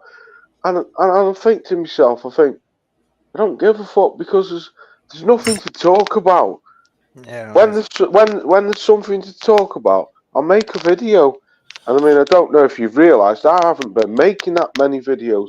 I've not Yeah. even, to be honest, I've not even been watching a lot of channels anymore because I'm pretty much fucking done with this boxing shit. It's boring. I'm But then, glad I stopped being emotional about it and investing. yeah, that's what I mean. Because I look at myself, I look back at some of the stuff. I'm ashamed at myself. Me too. Me I'm too. really I ashamed. fucking cringe. I cringe when I see You that get shit. loud over Wilder, and I'm just like, why am I getting loud over another man that I don't know? It's And I'll embarrassing. never do anything for you. I'll never do it again. Never. Yeah. Ty, I'm 110% with you, mate. I'm embarrassed. Because I'm exactly the same. I deleted a shitload of videos when I That's moved what I need here. to do too. I'm gonna private some because it's embarrassing. It is, Ty. I look at some of my old videos. I mean, I've still got up, and I'm like, I'm repping for a guy who's like I said to Willie when I made this video when he said I called all LDBC faggots, and I said no, I didn't. You're a lying bastard. I called Spunky Bumman and that main fag biker a pair of faggots. I never even mentioned anything about the LDBC. I just said LDBC faggots, Spunky Bumman, and fucking main fag biker. And he started dissing me and all that, and I said, like I said on my live stream, I said, you bang on about this is my family and we're all family and we do this and do that. And I said, honestly, you think about it. Do you honestly think that 7-8 Sports TV goes to bed at night and puts his head on his pillow and thinks about fucking you? Do you honestly believe that? The only fucking thing that guy worries about is his bank balance. And the same with Deontay Wilder. And the same with Devon Haney. You can rep them all you want. Is Devon Haney going to pay your medical bills if your missus falls over and breaks a leg, or she becomes ill, or she's got some life-threatening disease? Is Devon Haney going to put his hands, or Deontay Wilder going to put their hands, or any of them brothers from the LDBC going to put their hands in their pocket and pay that bill for your missus? Holy fuck!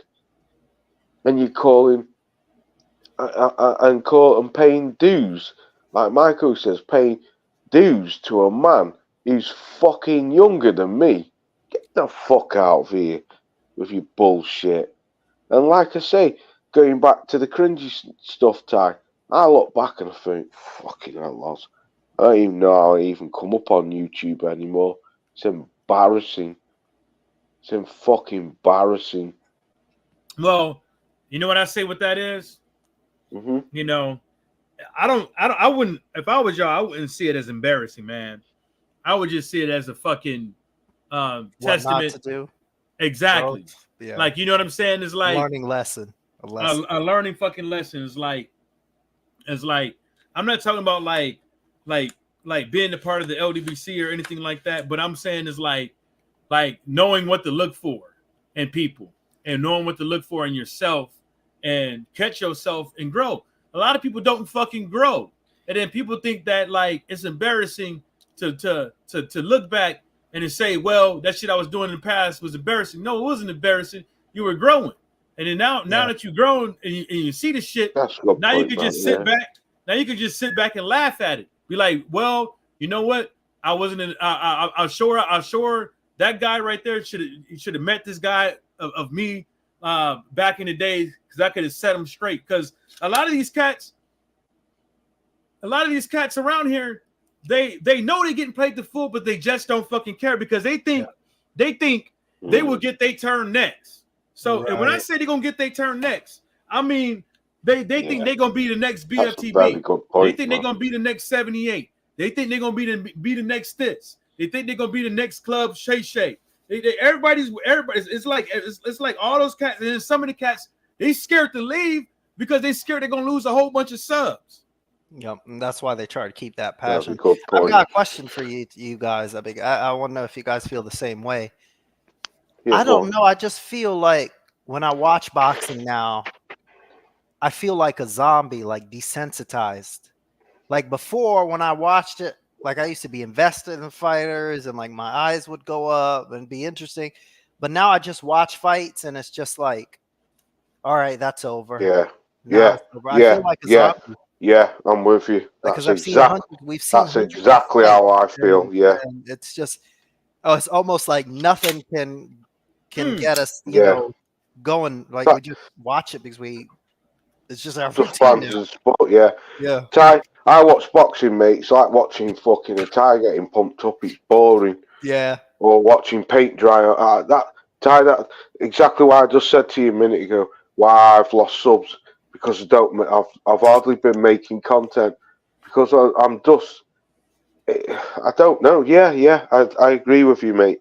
I don't even find boxing entertaining anymore like I used to. Yeah.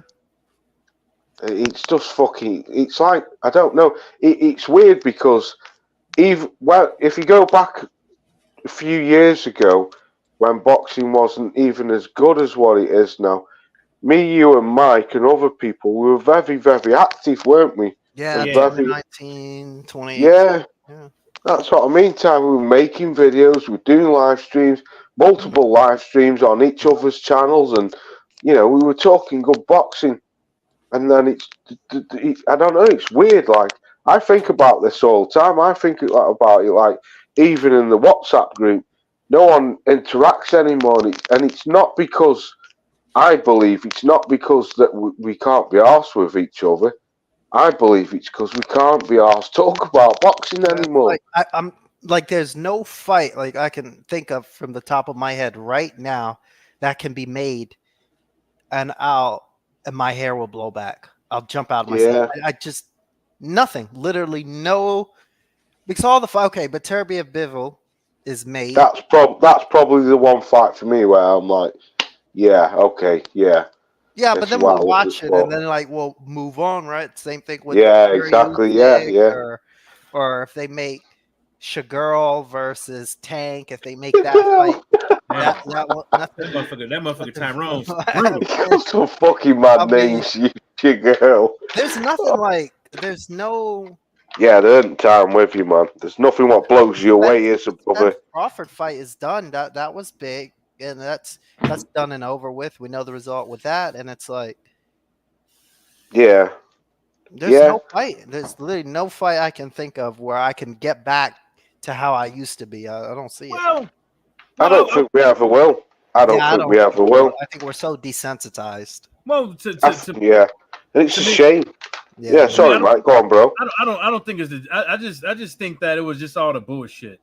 Kind of played its way into all this. Like a lot of the bullshit, a lot of the people talking about nothing, because like every time I come home and you look at the titles, you look at who's talking, and you look at what they're talking about, it's like there's only so much amount of times that like you could talk about fucking nothing. You know what I'm saying? It's like, and that's what everybody is doing. They're talking about nothing. They're not talking about like. And like that's the reason why I always say I'm giving my 3 cents. Flapping, aren't they, Mike? Yeah. The gums are flapping. And that's why I tell her. That's why, like a lot of my videos, I say I'm giving my 3 cents because it's just my opinion. Because I could be wrong. I can't. You know what I'm saying? Everybody could be wrong, but these guys, a lot of these people out here, it's like it's fucking facts. Yeah. Fucking bona fide fucking facts. If not, you're going to debate about it. And you're going to be a body or whatever the case may be. Nobody knows what's going on in these guys' camps and stuff like that. We could give our opinion and stuff like that, but we really don't know. Like when it comes to negotiations and shit and how a lot of people did Crawford. You know what I'm saying? And it's just all of it's disgusting because it's like when I made that one video, you know, and I think he actually watched it because that one time I went on his live stream. He had like a little funky attitude, but I made this video and I made it seem like I was talking shit about Blue Blood, but I never did in the video. But I just think that he just saw the title and was just like, this motherfucker, right? So I made this video. I don't know. I think it was a live. It could have been a live stream. I made this video and I was talking about how when Blue Blood went up over there with BLK Prime, all those motherfuckers shipped on his ass and started talking shit about him instead of uplifting the man. You know what I'm saying? It's like, and that's what he did. You finally got somebody that's like behind the scenes, in the scenes, doing commentary for one of the best fighters in the fucking world, and you guys are shitting on him like he's the one who made this shit go down. You know because they were all. Let's not forget, Mike, as well. They were all fucking spent nuthuggers as well. They fucking hated on Bud. They hated on Bud, and they hated on Blue because the fact that he had something going with Bud. But yeah, carry on, bro. Sorry to jump in. No, that's cool. But the only thing they had to do was like, finally, somebody's in. Hey man, can we go to the event? Can Whoopty Whoop or so and so? Can they get a press pass? How can we help you out? You need what you need. You know what I'm saying? You know you are brother. Whoopty Whoop Whoop. What you need and all this stuff. No, you know what I'm saying? They just shitted on them. They could have went up over there and ironed the goddamn BLK Prime logo and made it look nice and neat, or bring some tablecloths or something like that and help them out. But all you did was shit on the man. And if I was Blue Blood and I thought you was really my brother, you did me like that, my feelings would be hurt because you ain't sticking up for me. You shitting on me. It's like exactly.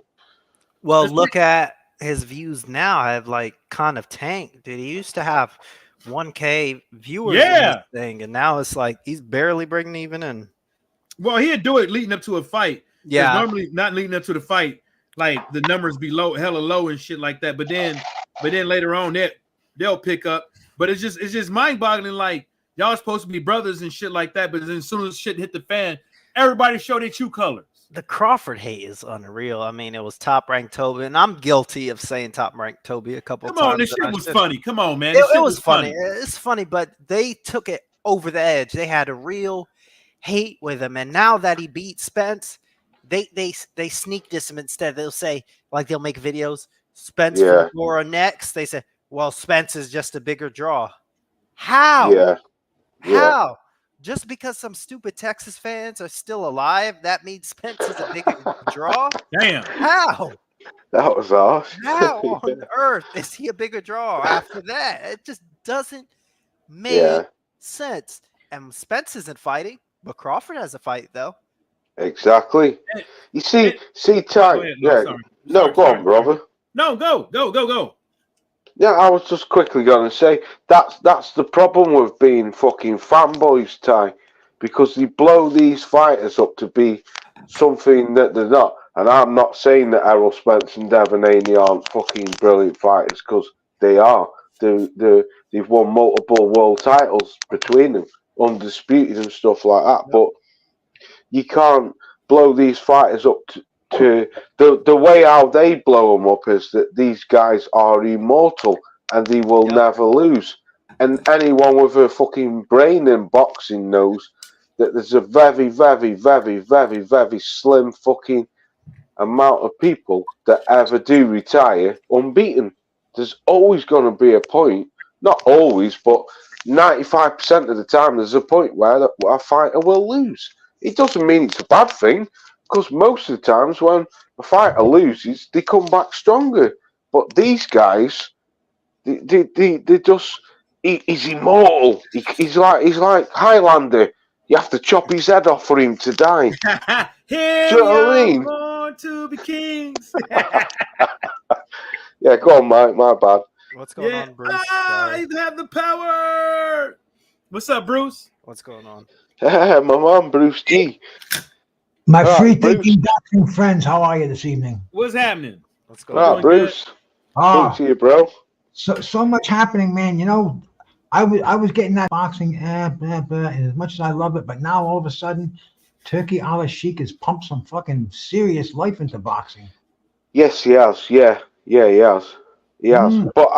But Bruce, let me ask you this, brother. I totally agree with you because, it was becoming flat, like very, very flat. And I totally agree with you. Now we're getting some great fights and some good fights. But Bruce, do you not? But going off an interview, what Carl Frost said, do you not think, even though Turkey is bringing these fights, do you not think that he needs to bring more to America and more to the UK?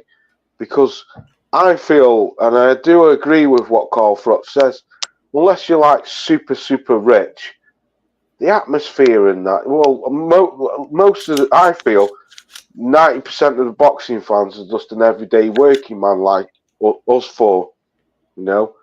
We're Pretty not much. we're not multi-millionaires and stuff like that. And it costs a bomb to go out there and stay in hotels and that. But I think the atmosphere is boring, man. We need to bring it back to America and bring it back to the UK, I think. Or even just let's do like a around the table. Let's go to one country. Let's get another event, go to another country. Let's get another event, go to another. You know what I mean? Move it around a bit. Don't keep putting it in the Middle East all the time. Because, like Mike said before, 90% of Anthony Joshua fans are, I would say, I wouldn't say 90, but I'd say a good 70% of Anthony Joshua fans are just everyday working men like me. Like, you know, what I would call off a council estate. People from around his neighbourhood who have supported him, they can't afford to fucking fly out there and go watch the guy. Bring something back for the real fans. Well, speaking for myself, I don't think that I'm going to be going to too many fights. I don't care if they're in California, New York, UK, Saudi. So I'm digging the whole thing, just sitting on my couch and tuning in. And he's bringing that huge fight on August 3rd. I mean, that card, Bud Crawford and Madrimov, and then Tim Tszyu and Ortiz, Pitbull Cruz is on the card, Andrew Ruiz and Big Baby Miller, Yeah, um, Luis Lopez and freaking Bam and Angelo Leo. I mean, the whole card just reeks of talent. And I can't think of a bigger card since maybe like when Don King had the the revenge card back in the 90s, when yeah. he had all of the rematches. Aside from that, this is just too big for me to even criticize. It's like I said, man, it doesn't matter to me where he has these fights. And I personally like him being in Saudi because they're on in the afternoon in the US. We don't have to, and we can talk about him at night on YouTube. I don't know. To me, that this Turkey Al Sheikh is just doing it right. He's taking care of the fighters. He's giving them the big purses they need, and he's giving us 50-50 matchups, man. Tim Tszyu in his first fight since coming back from that knockout of Fondora is taking on Virgil Ortiz. I said this. This is. Ty, what did I say to you? This is a fight what no one's even talking about. And I find it probably one of the best fights. That's a dope ass fight. That Tim Tszyu versus Virgil Ortiz. I've got to go with Virgil Ortiz. I've got to. Oh, there's just so much coming up in the next 2 months. I went on last night and I went over the schedule, and it's just fight after fight, weekend after weekend. It's going to be incredible. If this doesn't bring back boxing to the days of old, nothing will. Ortiz over Tszyu, Laws. Sorry if I'm cutting in. Yeah, I'm going for Ortiz, but I think it'll be a dangerous fight. I think I would say It's a toss-up fight for me. I'd just say Ortiz. And if I could rewind back 2 years ago, I'd say Ortiz wipes the floor with him.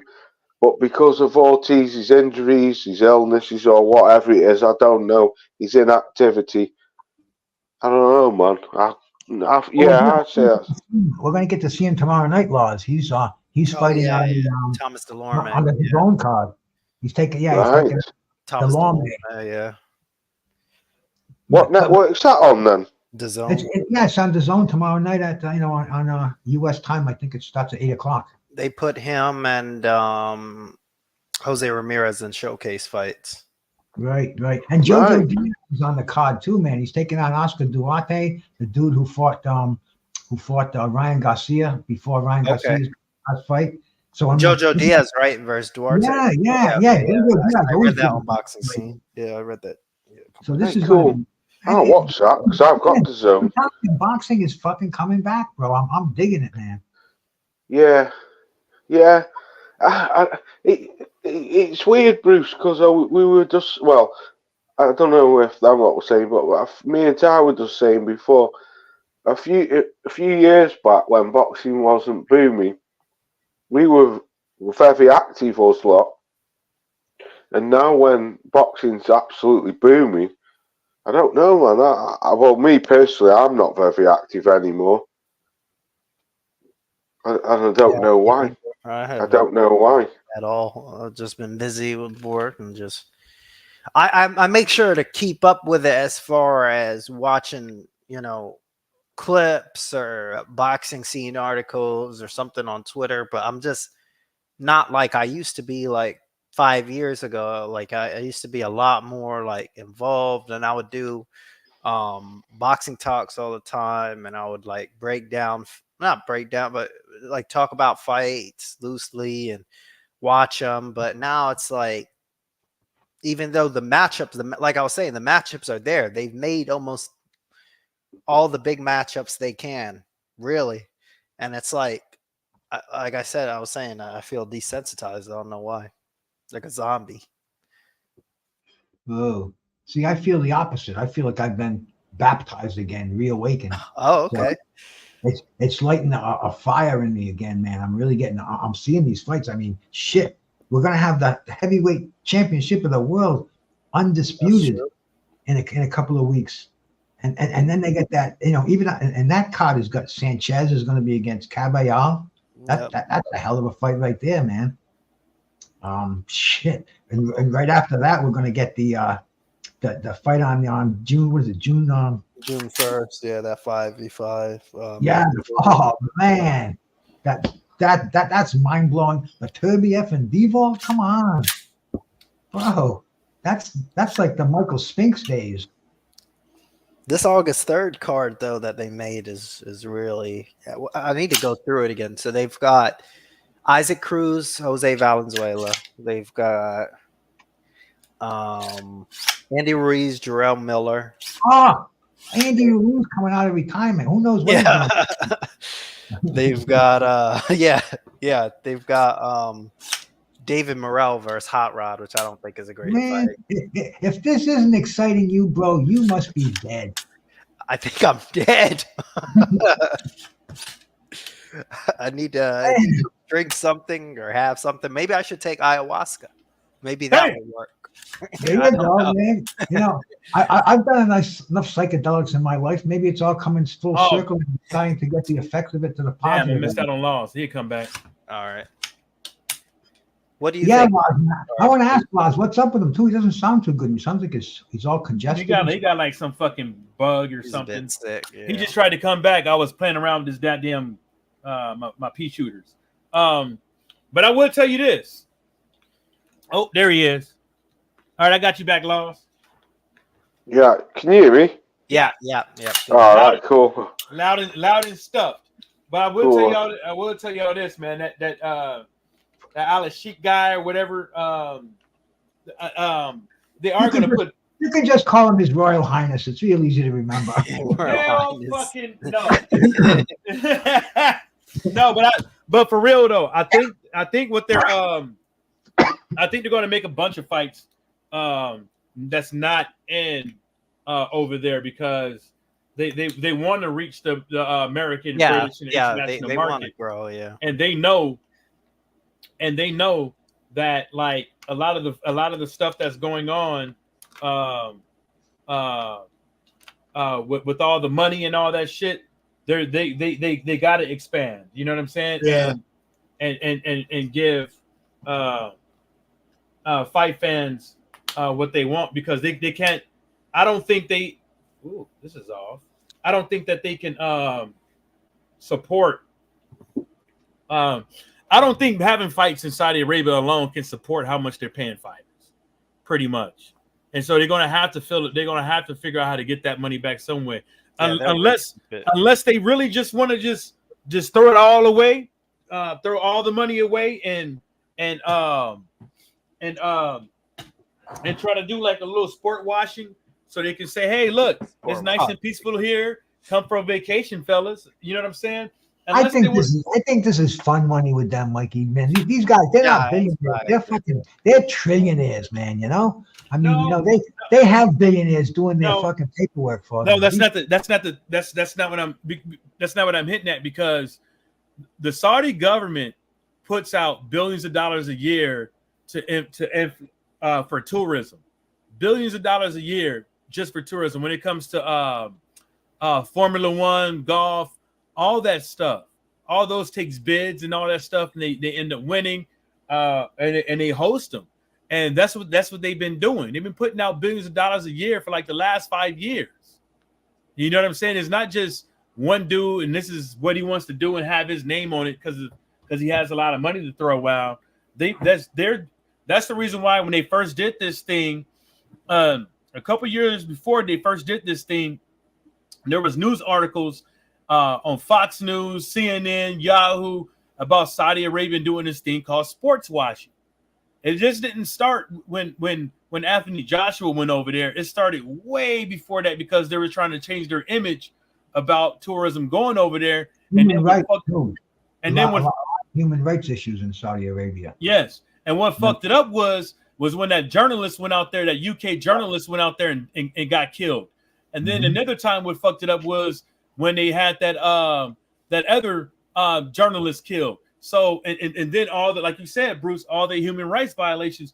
That's the reason why they call it sports wash, because they have a whole bunch of fugazi ass shit going on. And remember a little bit after Anthony Joshua's first fight, maybe a year or two, right?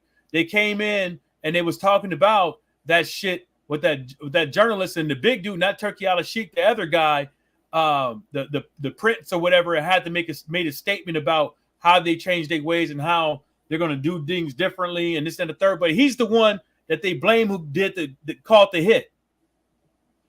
What's the name? Kamal Khashoggi? I didn't even know who the guy was until he came on. He's the one they say who called the hit. And this is the reason why they were calling it sports wash for years. And this is and people want to say, well, you know, Al Haim is a little bit late and all this stuff and whoop de whoop whoop. Another problem with this is like, if anything was to happen, right? If anything was to happen with these guys, people's money, they're gonna fucking lose their money. You know what I'm saying? Because if the tax man comes out and says, like, you guys are over here at war profiteering, we told you guys to stop, ain't no more fights. You know what I'm saying? And all your books gonna be looked at, and I'm pretty sure a lot of these promoters don't want their fucking books looked at, because you know why? They're probably embezzling money with these goddamn ticket sales. But I'm just saying, I'm just rambling. Y'all go ahead.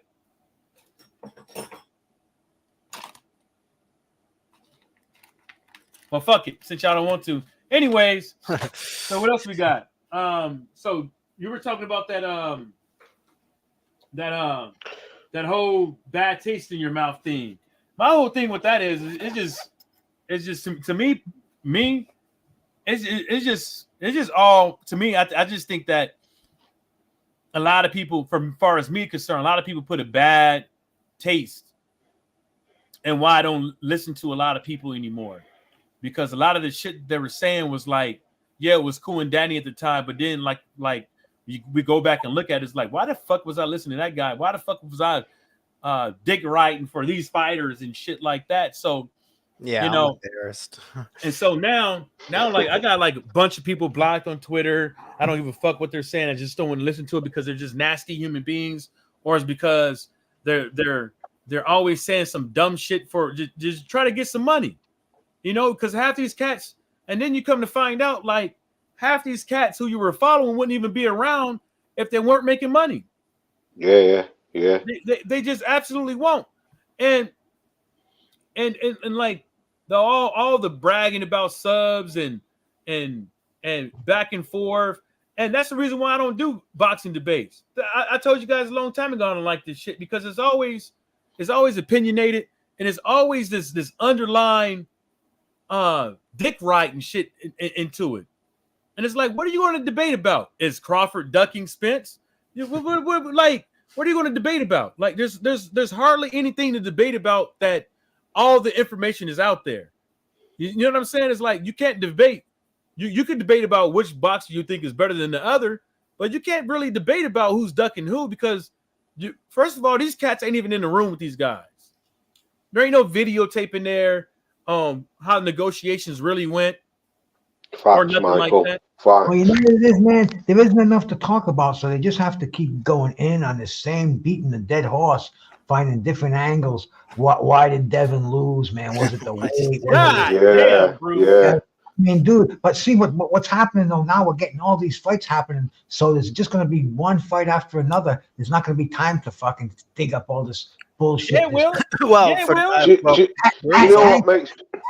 know what makes me laugh though? Sorry to cut you all off. What makes me laugh is that all them fucking mofos years ago were all saying, "Oh, don't support the zone because of Eddie Hearn." We're not buying the zone. I'm not getting the zone. Yeah. But yet all the motherfuckers do videos talking about the fights.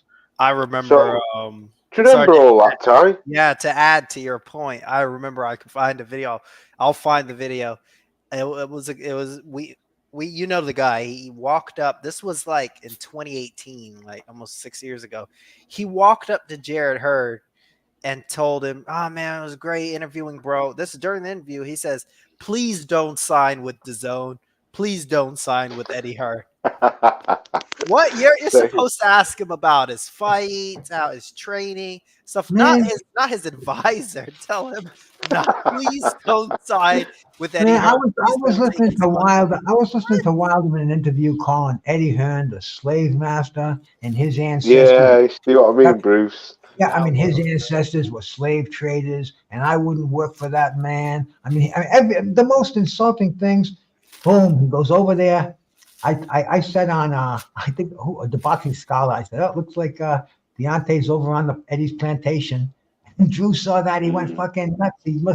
He came uncomfortable on his show. It's fucking funny, bro. I mean, somebody took a screenshot and sent it to him. You know, I mean, this shit is just fucking hilarious, man. These guys are like 10-year-old kids and they're fucking 50-year-old men. Yes, they are, Bruce. You're right. You're right there, bro. It was funny. Yeah. Do you know what makes me laugh though, Mike? It's the fact that that Eddie Hearn had signed this one fight deal with Deontay Wilder, and they're all banging on about it. But hang on a minute, this was a guy who said he was just a dumb fuck from Alabama, and he played that shit for years. And like Bruce said, the slave master and all this, just because Barry Hearn made a comment about fucking Dillian White. I don't know, man. I can't work these dudes out. I can't work them out. They contradict themselves so many times. It's hilarious. They've got more holes in what they talk about than a tea bag. Back in the days. Now they're going to call him Mr. White. Well, I think in the next couple of months, with all the action that we're going to have, there isn't going to be time for that bullshit, man. If you're not sharp on boxing, if you're not following the fights, then get the fuck out of here. Go over to those channels and fucking hate poker, because that ain't what's happening. Boxing's living right now. This is real fighting. Bruce, you know now well, that's still gonna be. They're gonna be talking about all the fights, and then it's gonna be breaking news. Dun dun dun dun dun dun. dun.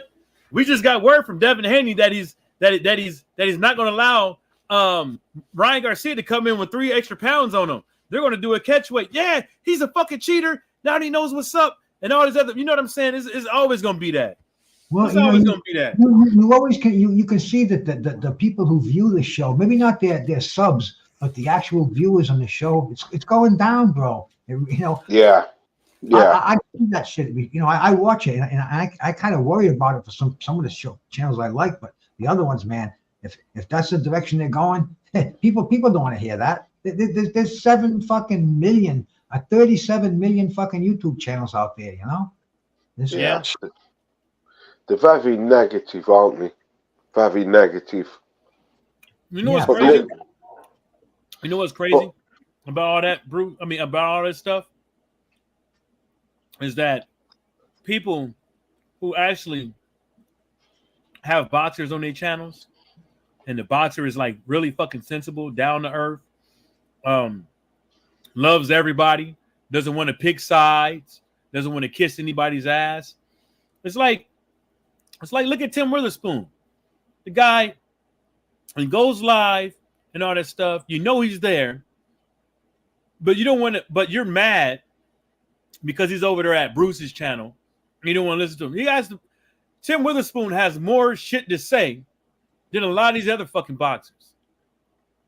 Oh, and Tim is the nicest guy in the world, and he's a diamond in boxing. If these people don't want to, and he's putting himself out there. If they don't want to take advantage of that and utilize it, he's got so much in his head, and plus he's at 66 years old, the wars he's been through. Most of these guys can't even talk anymore at that age. They can't remember what they had. Exactly, Bruce. Well, I mean, exactly. Anybody who has any hate towards Tim Witherspoon, man, they need some fucking therapy. That's all. I don't know who's worse with computers, Tim Witherspoon. I know one thing, Bruce. you shut up, Michael. I need to have a word with Tim Witherspoon because I'll never forget. Was he 85, 86 when he destroyed Big Frank? I cried my eyes out. No, you didn't. Yeah, fucking did.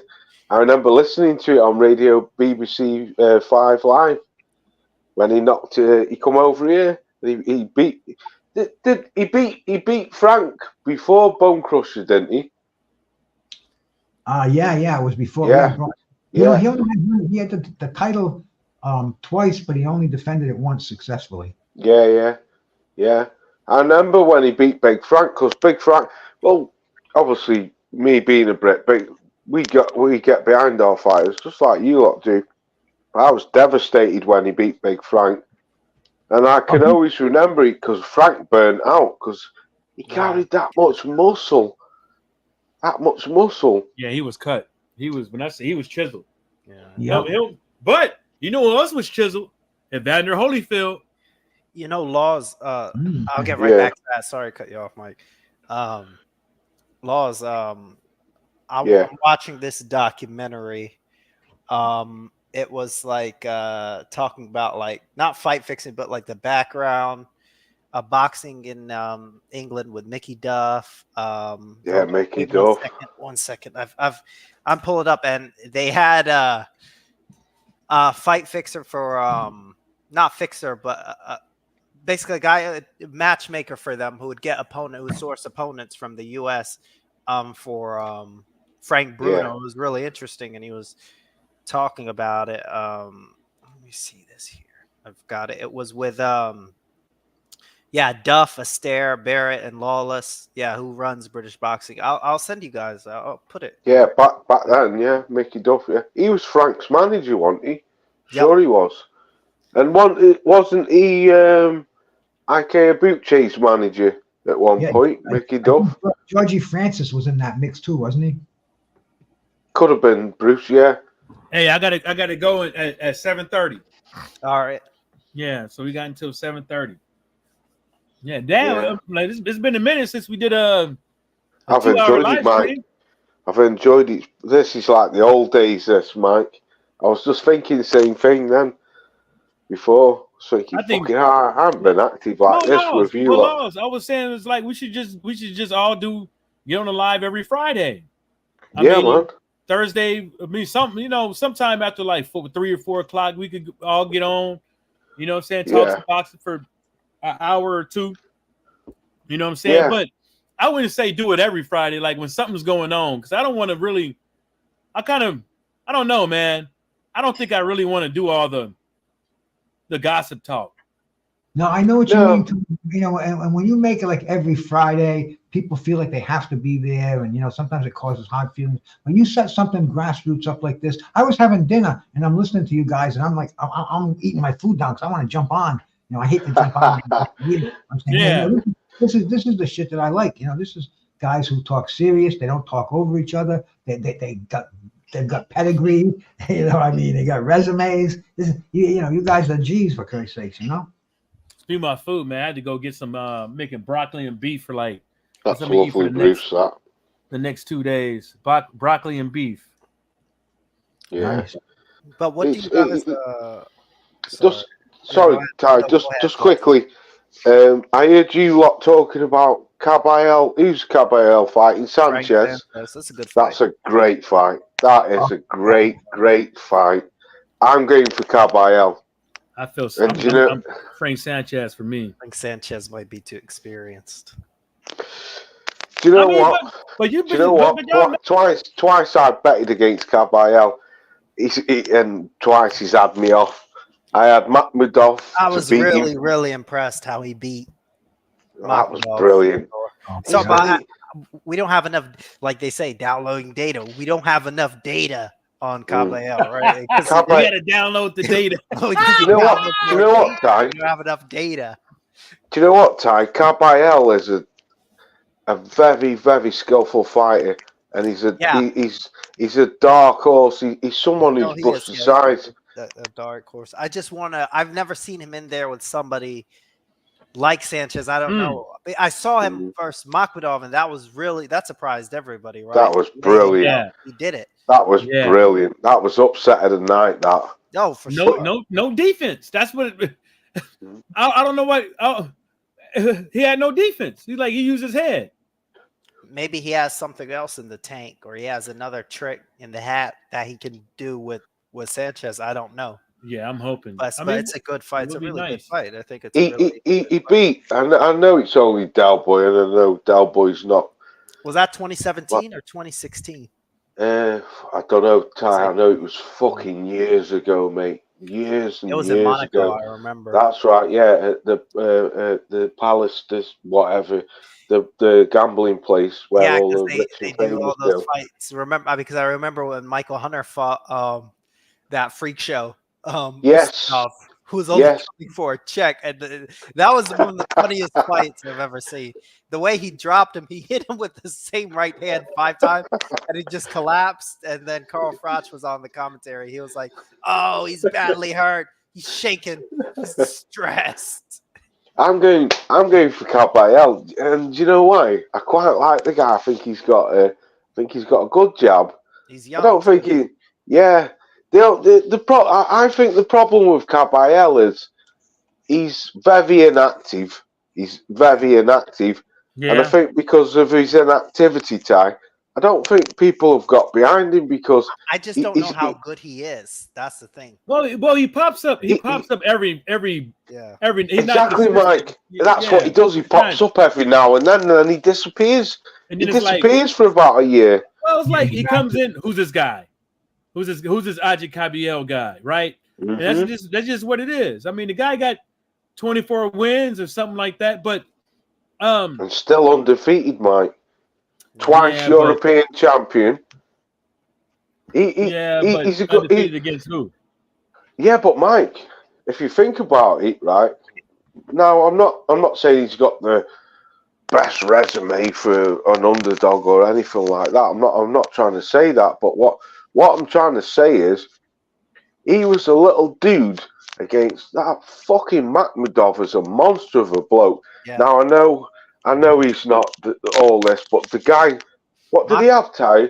Makhmudov had a perfect knockout ratio, didn't he? Or not far off? No, he was 18-0 with 17 KOs. His last fight was he had a quick snack on a Malik Scott trained fighter from Nigeria. The guy Rafael Akpajori. That was a total mismatch if you see that. Yeah. Fight. But Makhmudov is fighting Junior Fart end of May. Oh well, that's Canada. that's This motherfucker bullshit called him because Junior Fart. Junior God Fart. Yeah. damn, this gonna be Yeah.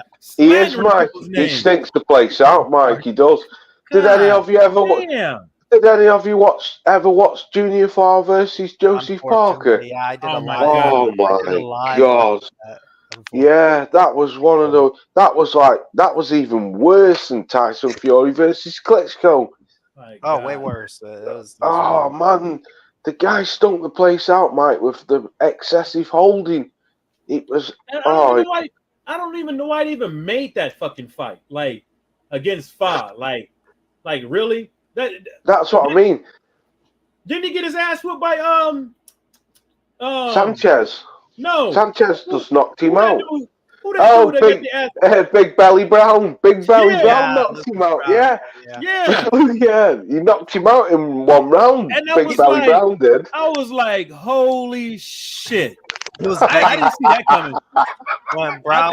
thought it was gonna get like fourth. I thought it was gonna get like third, fourth He's round. brilliant. Brown get tired, and then Brown gets put to sleep. No. Well, that was the thing about him being tired. Yeah. Brown knocked him down, and then Fa got up really shaky. Brown was like shaking his head, like begging him to stop the fight because he was worried he was going to gas out.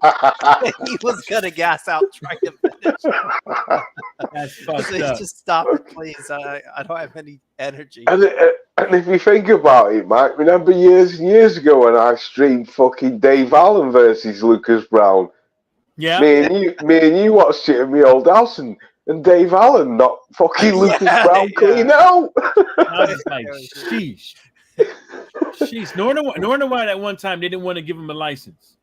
Yeah. They scared somebody gonna clean his clock out for permanently. And Dave Allen, Mike, he's a pisshead. All he does is gamble and drink. Ooh, That's all he does. Ooh, Dave Allen. Ooh, hold up. Check this out, Laws. Check this out. Mhm. You might not know this, right? This is good. Who been knocked out more? I mean, who been knocked out more? Lucas Brown or your boy and she want to see retire in the UK. Mr. Ward. Mr. Ward. Chisora. Yeah. I'd say Chisora. Who's been knocked out worse? Oh, right, worse. Brown. I don't know. That's a good question because you think Dillian White did a good number on both of them. But White made Brown look like Patrick Starr. Yeah, but if you think about it, Ty, didn't David A fucking do a great number on Chisora and Dillian White? Yeah, had them smoking. I don't know. You see, right? Just getting back to Saudi probably. Yeah, I think Dell's done now. I don't think anyone. Nope. I think he. Kid me. Look, he's gonna have a fucking money out there. He's gonna have another one. If somebody's throwing 5-10 mil around, he's coming. Like he's not even gonna train, dude. He's not even gonna train. He's gonna put some oil on, throw some water on himself, and get on the treadmill, act like he's putting in work. Get a white t-shirt, put a whole bunch of water on it, start hitting the pad. Sounds like John Fury, that. He's not going to fucking work. Make a 20-second Instagram clip. I've just done 10K. Thrown a bottle of water over him. Yeah. I like Chisora, but it's like who gets tired first? Lucas Brown or Chisora? Them two, if they carry on fighting, one of them will end up dead. One of them will end up. Both of them already sound like Scooby Doo. But Brown was a great fight with Big Baby, to be honest. I thought he was winning. Yeah. Oh, that was disgusting. That was disgusting. Mike streamed that and I watched it. That was disgusting. Which fight? Which one? Lucas Brown versus Miller. That was horrible. That was fucking horrible. But back to Caballero. Quickly. Hold on. Before we get back to just Caballero. Quickly. Hold on. Let me have another sidebar. God damn it! You made me forget what I was about to say. You motherfucker. Hold up. I had another one. God damn it. And you fucked it up, Loss. All Right. fuck it. Back to Caballero then. People are going off Sanchez's last performance. I wouldn't say people are, but Sanchez had a great performance against Junior Farr in his last fight. But let's be real. Junior Farr is a fucking C-level fighter. Frank Sanchez, for me, I think Frank Sanchez is a great fighter. I just want to see him pushed up the barrier. Very similar to Felipe Pegovic. I want to see these fighting the elite fighters. But Caballero, for me, he beat Makhmudov, who I don't think anyone gave him a chance. Yeah, Makhmudov's not the best fighter, but the man's can bang. He was a freak of nature. And to me, if there's ever a fight where you could actually say you watched David slay Goliath, that was the fight. That was the fight for me. Yeah. Caballero, because he was tiny compared to that big dude, and he knocked the fuck out of him. So I don't know what they are. I don't know what them two are in size difference, but I don't know, man. I've got something telling me Caballera's going beat him. I thought Sanchez was going to get a push, man. Go on, Bruce. My bad. I'm sorry, because if I don't say it, I'll forget it. That's the situation my mind is in these days. But as far as Sanchez goes, I thought he was going to get a hell of a push after he beat Efe Ajagba. Yeah. But PBC pulled the plug on it. PBC blew it. And that was years ago, Bruce. Yeah. Yeah, that was fucking 3 years ago. And since then he's been showing decently, but really nothing for anybody to go about. And now I really believe that the fucking Saudis are going to have heavyweights fighting each other and often, just like Don King had, because it's an easy sell. You get these guys in the ring together, you're going to shake up the division. So man, I mean this like everybody said, this is once again, this could be a main event anywhere else, on a regional level. This is what I think, Bruce, with that. Bruce. This is like 90s fighting then. Definitely. 90s heavyweights. My bad, Mike. Go on. No, I don't care, man. It's all good. The only thing I like about the Saudis being in this thing now, people can't be like, oh, I'm not going to fight that guy because of whoop-de-whoop amount of money. He's not going to bring nothing to the table. And I think that's what's been happening with a lot of these fucking fighters. And the good thing about this the Turkey Al Sheikh guy is he's already talking about Canelo. He's talking about Boots Ennis. He's talking about all these guys and getting them in the ring with people that the fans want to see. But the only thing and the thing that's been blocking it is money. Mm-hmm. So now I wouldn't be surprised to see him make Benavides and Canelo. You see what I'm saying? But you see what I'm saying? This dude is crying about all these boxers crying about like this guy is boring. Don't bring this to the table. Whoop. I understand that you want to get paid, right? And Canelo wants 32 million, 34 million, which is disgusting because half the time he's not going to fight anybody. So they're going to keep pumping this guy full of money, and you're going to be wasting all your money because the fight ain't going to do all that against these bums. You know what I'm saying? Well, not so good fighters, should I say? No, and His Excellency's a fight fan first, man. Yeah, that's what I've been hearing. He wants to be entertained. He wants to entertain us. Maybe the guy's nuts. Maybe he won't last long. I don't give a fuck. But I know for the next foreseeable future, this is the face of boxing for sure. Yeah, we have to roll with that. We have to roll with that. What Bruce has just said. Because if I won the lottery, even though I'll tell you the one thing: if I won the lottery, like $100 million, that motherfucking lottery, like almost $1 billion lottery, right? The first thing smoking I'm gonna do, I'm seeing how I can meet somebody to put on the fight card and get my money back and some. I'm being real. What's 5 million gonna do with all my goddamn money? And that's what these cats are doing. Probably the zone put in how much, and then 2 years in a row had to rebuild 500 million and whatever from that gift from that guy, right? The turkey out of sheep guy, the government is putting in maybe $60 million a quarter, probably more than that. You know what I'm saying? So it's like the only thing that's been stopping these big fights from happening, talking about the big fights that the fans want to see, is money. Canelo, maybe that's the same thing with AJ and Wilder. Maybe that's the same thing with Spence and some of these other guys, Crawford and some of these other guys, Canelo and some of these other guys. You know, Benavidez with some of these other guys. Yeah, and you know what else might be a factor too? The income tax. I forgot about that. Of Saudi, because I don't even think they don't even have an income tax rate. I don't think they do. Yeah, and in Vegas, they're taking 35-40% of your fucking purse right off the top. You know? Wow. It's fucking crazy. So you is can that see per fight, Bruce? What's that again, Bob? Is that like per title fight? Oh yeah, man. The government in this country goes wild. You know, you win the lottery. Mikey was just talking about winning $1 billion. You win a billy, you're lucky if you get you're lucky if you get 500 million. You know, they're gonna they take half of it, Laws. I mean, it's a sin.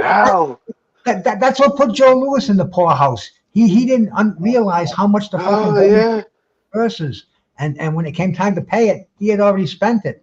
Because he ended up doing wrestling, didn't he, to fund his career? So this is why Saudi Arabia might be more attractive, man. You know? Right, I see it now. Fucking hell, never knew that. Yeah, but you still got to pay taxes in the state that you're from. But sometimes some of these countries, they got like agreements to where you don't have to pay taxes. But I could believe. Las Vegas ain't taking 30%, but they're taking. Oh yes, they are, man. No, because this is how it works. Like if you're making money in Las Vegas, and you're from another state and stuff like that, they're not taking 30%. Even if you're from Las Vegas, you made all that money, they're not taking 30%. They're taking, I think they're taking like 15 or something like that. Because I think it's way more than that. I don't know for sure, but no, I can Google the numbers and I'll guarantee you it's not. And then another way, how these fighters, but you can't be sure, Mike, unless you. I'm sure it's not 30%. I think it is. It's not. Well, okay. Well, right. Before the spins out, that's your opinion versus. No, I just know what it is, because not even NBA players and football players are getting charged 30%. Well, anyway, it's disgusting. Whatever they're taking off you. Because even when you're playing those away games, they have to pay taxes in those states. Yeah, I remember you saying this before, actually. I do actually. Yeah, now you've just said that, I do remember you saying that. But even though, Mike, fucking hell, I live in fucking Britain. This ain't called rip off Britain for a reason. We invented taxes. Fucking hell, we wouldn't even get hammered that much. We'd get hammered on a fight, or don't get me wrong, you'd get hammered, but that's fucking disgusting. So if you okay then, right, you and Bruce can't come to agreement, but I'm not trying to stir it. I'm not trying to stir it up, but so if I had £1 billion fight, what do you reckon I would have to pay in taxes? Damn, Nevada doesn't have since Nevada does not collect an income tax on individuals, you are not required to file a Nevada state income tax return. So let's see what. But listen to this. I'm reading this right now. It says the fighters get taxed in Vegas, and this is on the Las Vegas Review Journal Review. Pacquiao made $26 million for the fight on December 8th at the MGM Garden, and Mark Hayes made $10 million. Both were taxed at 35% and spared even a larger bill because Nevada has no state income tax. I'm gonna Google it. But they were taxed at 35% for that fucking. There you go. If that's what's that off, Bruce? Is that off Wikipedia or something, or off that website? I'm writing the chat for you, Lars. So Mike, if you want to check it out. No, I already found it, but I'm gonna actually look it up because them things be off, and I highly doubt it's 35% because you would have to actually pay tax in the state that you're from. You get taxed there, tax in the state that you reside in, and then Pacquiao will also get taxed in the Philippines. Yeah, when he takes it back home, yeah. Yeah. So so he'll be paying like free taxes then. So if he's fighting that, that's one thing that people just don't think about is the amount of money that in the United States that fighters have to pay on their purse. Where maybe Saudi might be a fucking loophole where that's going to be a real desirable place to fight. You know what I'm saying? Hey Bruce, let me ask you something, Bruce. What do you? I was talking to a lad at work. I think I pulled this up on one of my live streams a few weeks ago. What do you reckon to Daniel Kinnan? Do you think he's got some kind of part in it? Because if you think about it, right, Bruce, the guy was in America behind with top rank and Tyson Fury. He's best mates with, or he's allegedly supposed to be best mates with Fury. Whether he is or not, I don't know. But he's good mates with him. And he's wanted by the FBI, he's wanted by the Spanish government, he's wanted by the Irish government for money laundering, kidnap, murder, and blah, blah, blah, drug importing and all that shit. But he's always been out there in Saudi, apparently. The Saudis won't hand him over to the Spanish. They probably have the no extradition fucking clause. A lot of countries have that where they won't extradite people back to the United States, and yes. But do you think he's having a bit of a role play in this boxing, Bruce? I don't know a lot. I don't get into it that deeply, But because boxing is so shady, nothing would surprise me. Nothing at all, man. Yeah. Especially like I'm saying towards like this Usyk Fury fight. I don't know. Usyk Holyfield, that'd have been a good one. Yeah. I still don't believe that this Fury and Usyk's happening. And do you know the reason why? Because I've been thinking about it. Well, what now? What's the date today? It is the 27th of April. 27th of April over here in the UK. The time is 12:30 at night. So we're 3 weeks away from this fight. Has anybody seen a press conference? Has anybody seen Tyson Fury sparring? I watched an interview with his cut man the other day, about a week and a half ago. And his cut man said he'll be sparring in a week. The only press conference I've seen was the Tyson Fury Morecambe Bay press conference in his hometown, and Usyk's team weren't even there. I've seen no footage of him sparring apart from that one with John Fury where John's on the bag, and that was about 4 weeks ago or 3 weeks ago. I don't know, man. I don't think this fight's happening, but I hope it does. But that's just me being I don't know. I just don't think it is. Yeah.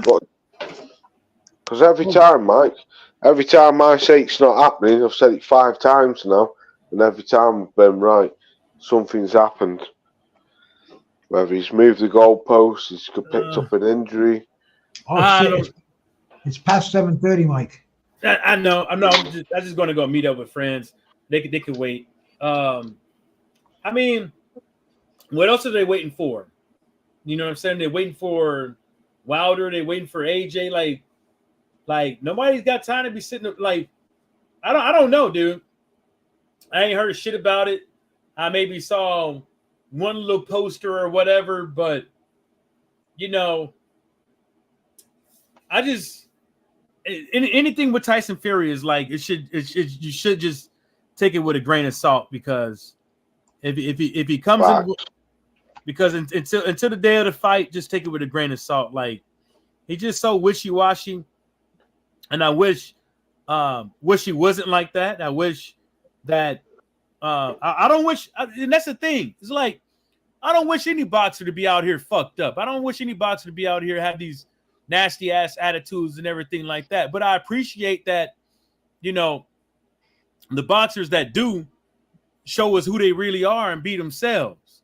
You know what I'm saying? I don't like all that robotic radio talk. I'm a professional type shit. You know what I'm saying? Be who you are. So when shit really hits the fan, there's no surprises. You know what I'm saying? Like, oh, I never seen that side of him and this and the third, because he's been lying to y'all. And like some people out here, they want these fighters to get public relation guys and all this shit. Fuck all that. Be yourself. And I'm happy he is, but I just wish motherfuckers wasn't like that. Like so wish-washy to where fights don't happen. You're out of the game for 2 years. You come back. You try to run around here, run around there. You got a whole bunch of people arrested, and a whole bunch of people. You was the downfall of MTK Global if you would have kept your mouth shut. You know, instead of saying, it's just disgusting. You know, I don't think it's gonna happen. Yeah, I don't, Mike. I don't think it's gonna happen. I don't think it's gonna happen. And you got to think about it though. It's like, Hillman Wilder is getting old. Let's just keep it. They're getting old. Go ahead. No, go on. I was just going to say, have you seen them? Has anyone seen any I can't think of the word. Promotional stuff for this fight? I saw one thing, and that was like last week, and that was it. Mm-hmm. The only thing I've seen, Mike, is a fucking press conference held in Morecambe Bay, Tyson Fury's hometown, and Usyk's team weren't even there. Oh, what's That's up, the only thing I've seen. Oh, I did hear about that. I heard about that. What's up, Black Star? Long time no see. My brother Black Star. Salute. Yeah, salute to Black, man. I'm seeing him for time. Yeah, I mean, like I said, like everything with Fury, I just doubt it and keep it pushing. It's just the same thing with Ryan Garcia's mouth, Bill Haney's mouth. Everything they say, them three guys, when they say stuff, I just take it with a grain of salt and keep it pushing. What do you think about that fight, Mike? I haven't even spoke to you about that fight, Devin Haney and Ryan Garcia. Oh, what I think about the fight? I told folks that motherfucker got a left. I told folks that motherfucker got a hook. He got a pretty good hook in both hands. You know, I told folks that I was like, his defense ain't all that, but he got a hook in both hands. And it was it wasn't the hook. It was the weight. That's why. Oh my fucking God! Here we go. Is that true, Mike? Is that Mr. Tatas? Is that Mr. Tatas? Ryan Garcia was 200 pounds on the night. It was 200 pounds. He cheated him. The big titties. And we'll get it back in blood. We'll get it back in blood. Great. Yeah, he's a weight bully. He's a weight bully. He's a weight bully. You know what I'm saying? God. But like I told my homie that, and I was like, but then look on the flip side. Devin Haney, he can move. He likes to hug, but he ain't got no chin, and he ain't got no power. Like you saw it in the first round, didn't you? When Garcia clipped him with that left hook. You see his legs wobble and that. Man, I fucked himself. I thought I was falling asleep. I was falling asleep in bed, and I immediately jumped scooted up. I immediately scooted up and sat up straight. Imagine if Garcia actually used a jab. Yes. But that's the thing. But that's a lot earlier. But that was some of the things that So when I was listening to Tim Witherspoon, he was calling out flaws in both of these dudes. You know what I'm saying? And it's kind of like they both have them. Ryan Garcia is still throwing shit with his chin in the air too. Yep. Yeah. Is it true? Is it true, you lot, that apparently Ryan Garcia wasn't even fit for this fight? That's a damn lie. Well, I'm just asking you, Mike, because that's rumor going round over here. He was 3 pounds over, and he wasn't even fit. I told folks this. And he still handled him. I told folks this. Mm-hmm. All that shit that Ryan Garcia was saying, I even made live video. I said, I don't know why y'all listen to that shit. He's just talking shit to get people to listen. And what these dudes on YouTube did, they was making videos about it all. They was trying to get on his Instagram lives and his Twitter lives so they could say that they was a part of something, so they could try to get close to him. You know what I'm saying? And Yeah. and when you look at all those antics he was doing, the dude, you never did not see him go a day not in the gym. And then you say, oh, the 3 pounds over. Well, there's a couple of things those 3 pounds could have came into. He probably wasn't dieting right and thought he had it in the bag. Because remember, he ain't the only person. He ain't the only one that ever came in 3 pounds or 2 pounds overweight and was in shape. He ain't the only one. Tank Davis. He ain't the only one. There's gonna come a time that Devin Haney probably comes overweight. And then look how sickly he looked. That shit ain't healthy.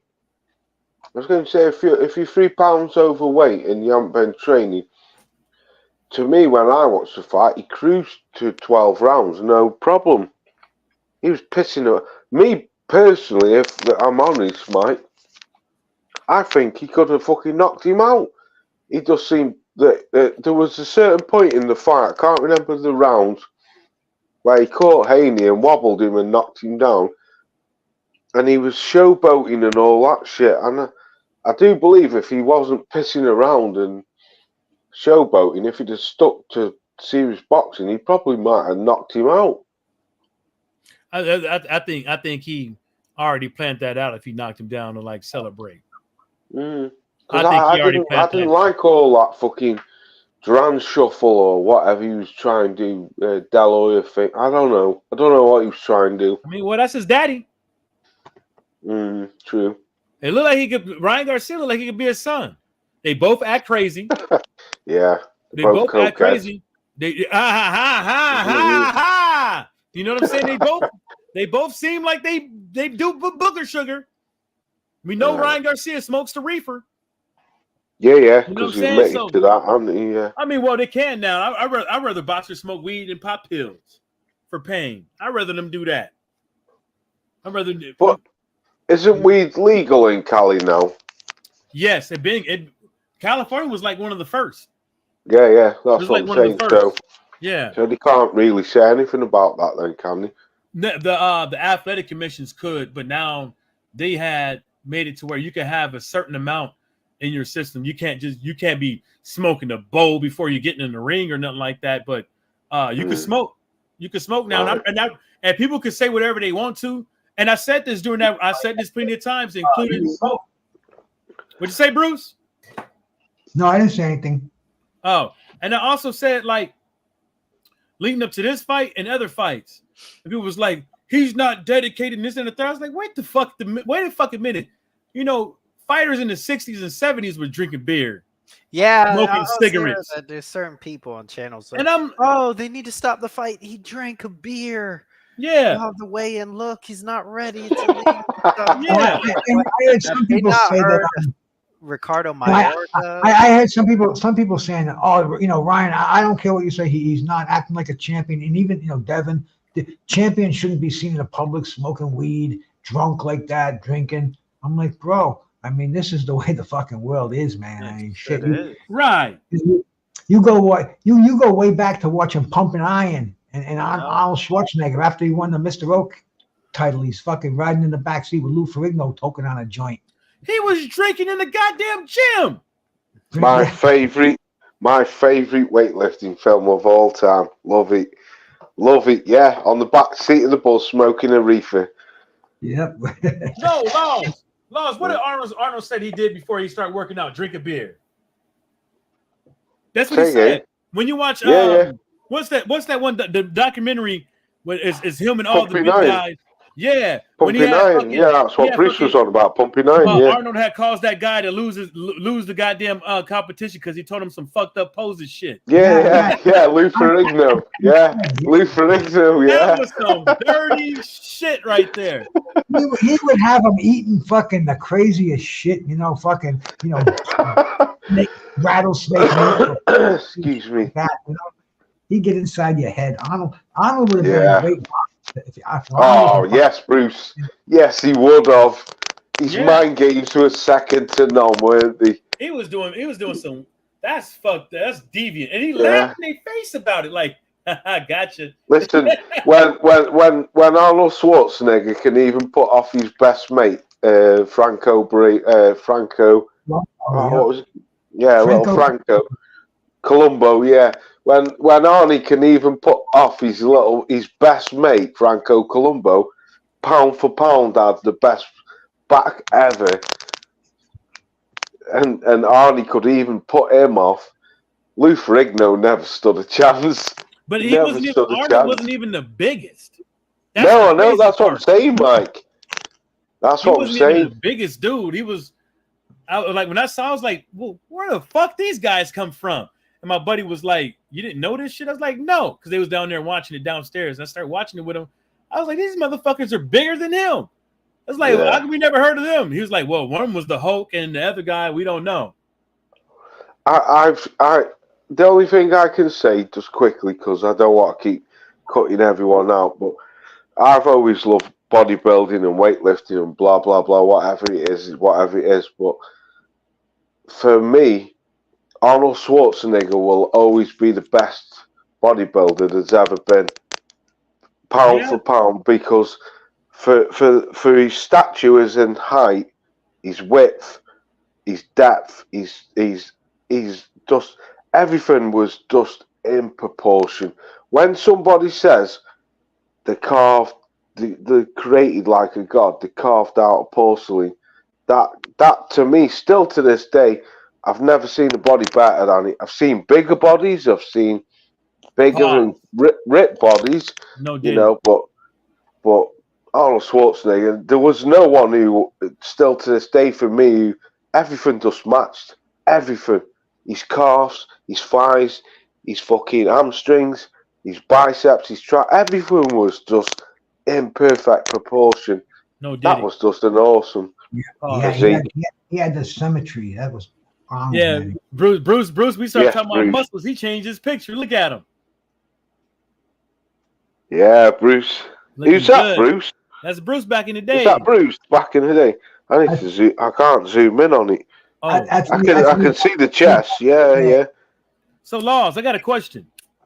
Yeah, man. Did you used to do compost, Bruce? Did I do what? what? Competitions. Nah, see, I had a bad shoulder, and I couldn't pose correctly. So I was a non-competitive bodybuilder, but I trained with him, I ate with him, and I coached a lot of bodybuilders, but I just didn't have the I had a frozen shoulder, my left shoulder, so I couldn't. You said, I never heard that. But hold up, Laws. I got a question. Yeah, go on, bro. So, I got a friend who needs some help. I think they they take they do roids and they take too many months off and they get back on it, they get back in the gym, and they take too many months off. It's kind of like they're lazy. And I think this person needs some motivation. So if you got any free time, can you go on down to New York and give Drew Titan some tips?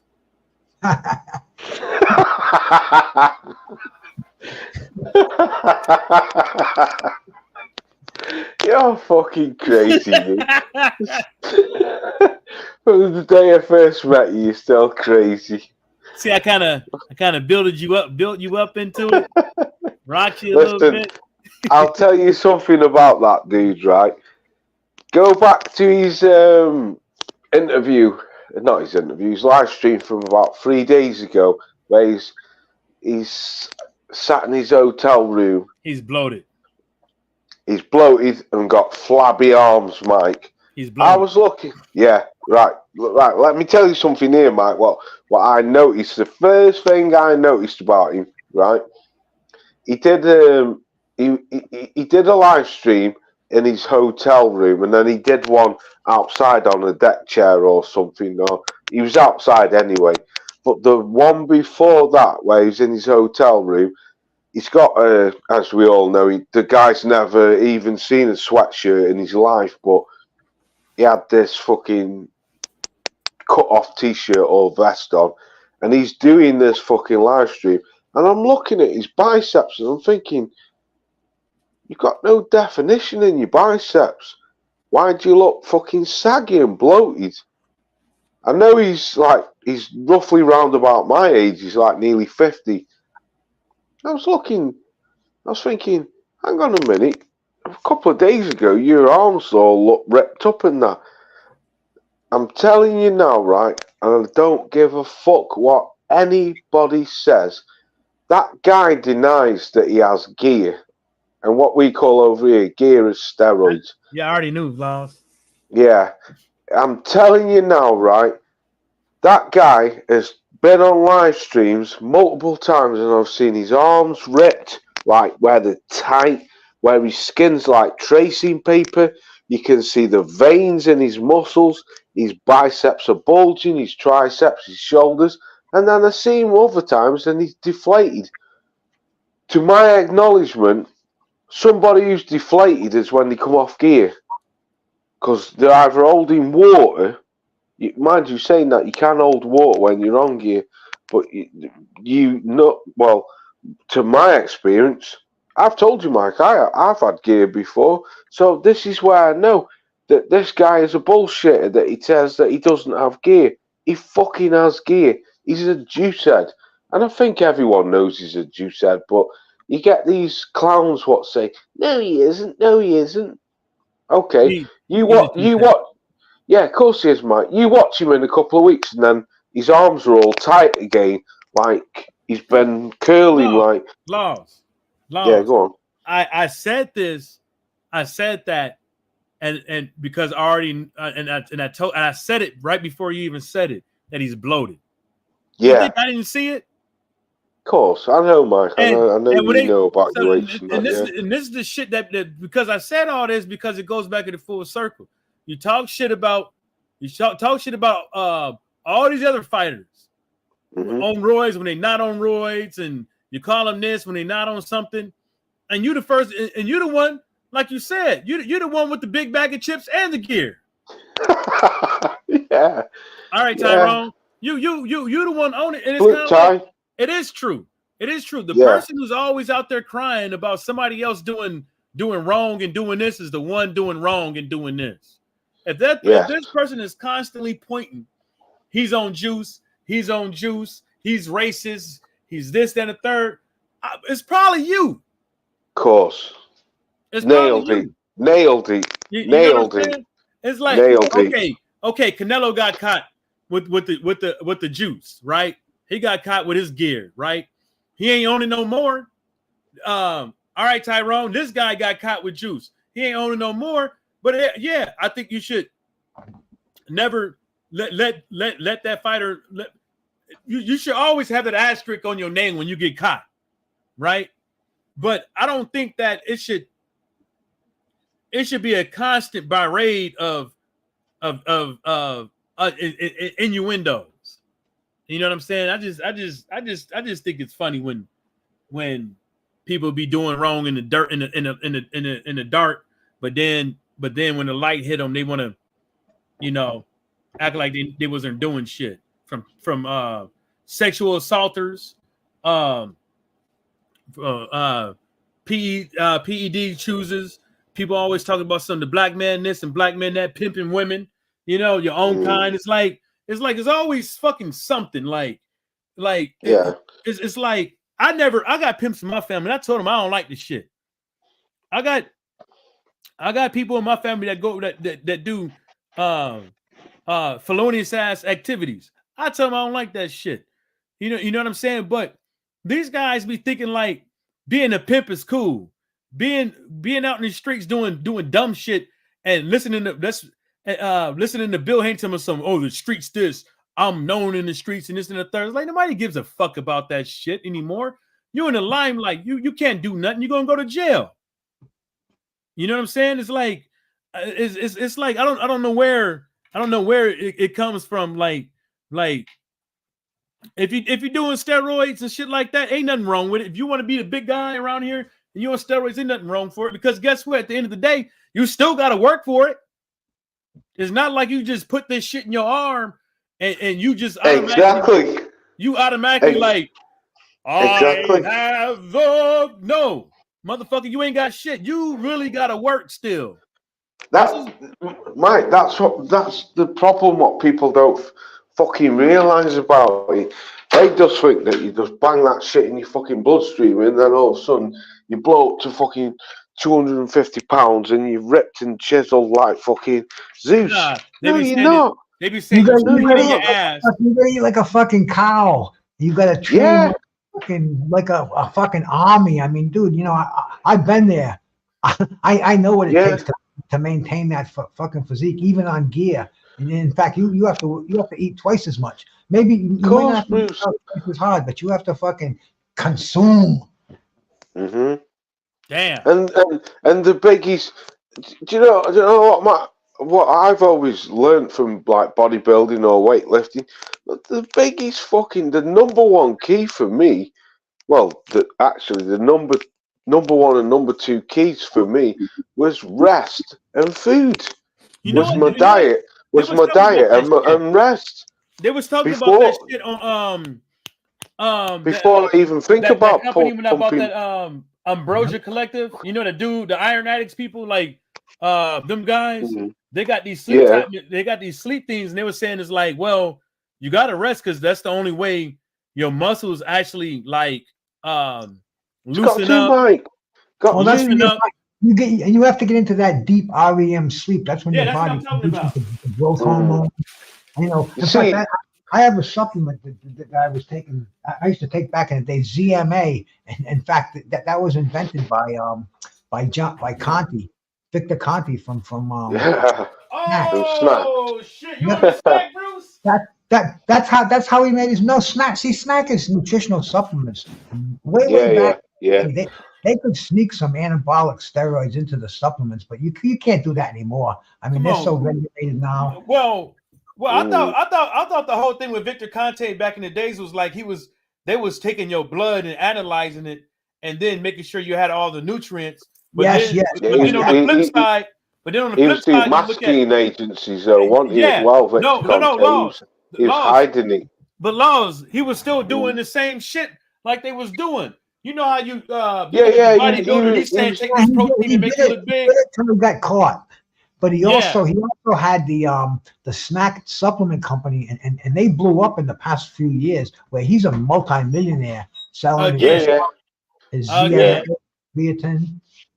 I mean, that's probably the largest supplement company in America right now. Because- bigger than But You Bruce, see it on all the boxing shorts and that, don't you, Snack? but Bruce, And the MMA and all them. Bruce They and Laws, sponsor everybody. remember when you had Barry Bonds and all them motherfuckers? That's how all these athletes was going up over there thinking that they was gonna get the this big and stuff like that, but they weren't because they weren't on the juice.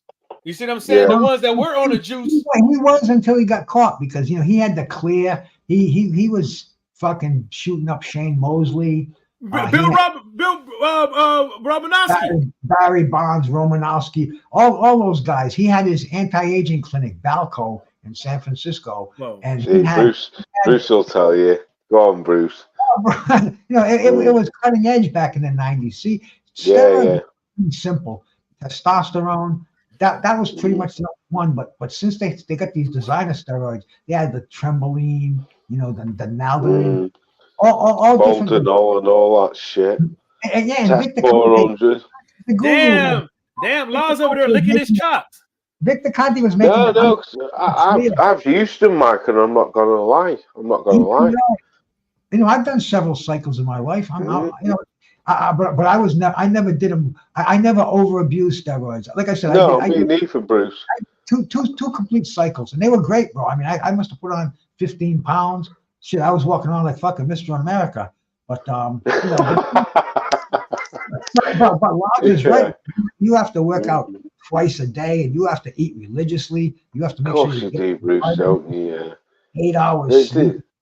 Fuck. Well, it's a religion, bro. I mean, it's a lifestyle, just like boxing. Of course it is. No days off. Yeah, exactly, Bruce. I gotta go now. These motherfuckers are texting.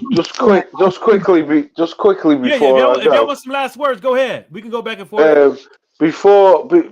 Even at the age I am now, I'm 48 years old. I'm nearly 17 stone. I still do the weights. I'm still benching 180 kg. My biggest thing, like what Bruce just said, I always make sure I eat clean, or should I say, I eat as clean as I can. I sleep as best as I can. And I heard Bruce say that I think I ZMA or heard. something. Yeah, I think I heard Bruce say that these bodybuilders use something. I listened to Asmar. I don't know if any of you know what it is. And like, it helps you where people just like make trigger sounds, and it helps you fall asleep. Because I'm a shit sleeper. Man, you I'm a both. shit. I'm Me a too. real shit sleeper. I religiously need 8 hours to function. I need 8 hours sleep to function. But it's not every night that everyone can go to sleep at 8 hours. We might get 4, we might get 5, we might get 6. But that's the way how I do it. I go to work, try to sleep as best as I can. I try to eat as best as I can. And that's how I've learned over these years. I get the best out of my training now. For me, my best, my best training for me now is sleep and eating, and then the rest comes with it. But Mike, an absolute pleasure. And Bruce, You welcome, salute to you, sweetie. brother. Salute to you. Love Go all on. you guys, man. You know, stay off the hard shit. Walk a lot. That's very important. And eat clean. Just eliminate crap from your diet. Yes. Stay The away from hardest Yes, shit I sir. do is a goddamn saturated. beer. Boom. Real simple. You might live as long as I'm doing, my brothers. All right, I gotta go, sweet. y'all. Peace What a out. great night. Well, hopefully we could do this leading up to some news coming up, man. So if we got something going Yeah, out man. next week, we could probably do it. Just let me. We'll talk. Yeah. Salute to you, Michael. Salute to you, Bruce. An absolute pleasure. Thank you for having me. Right on. All right, I gotta go, Peace out. Laws. Peace out. Yep.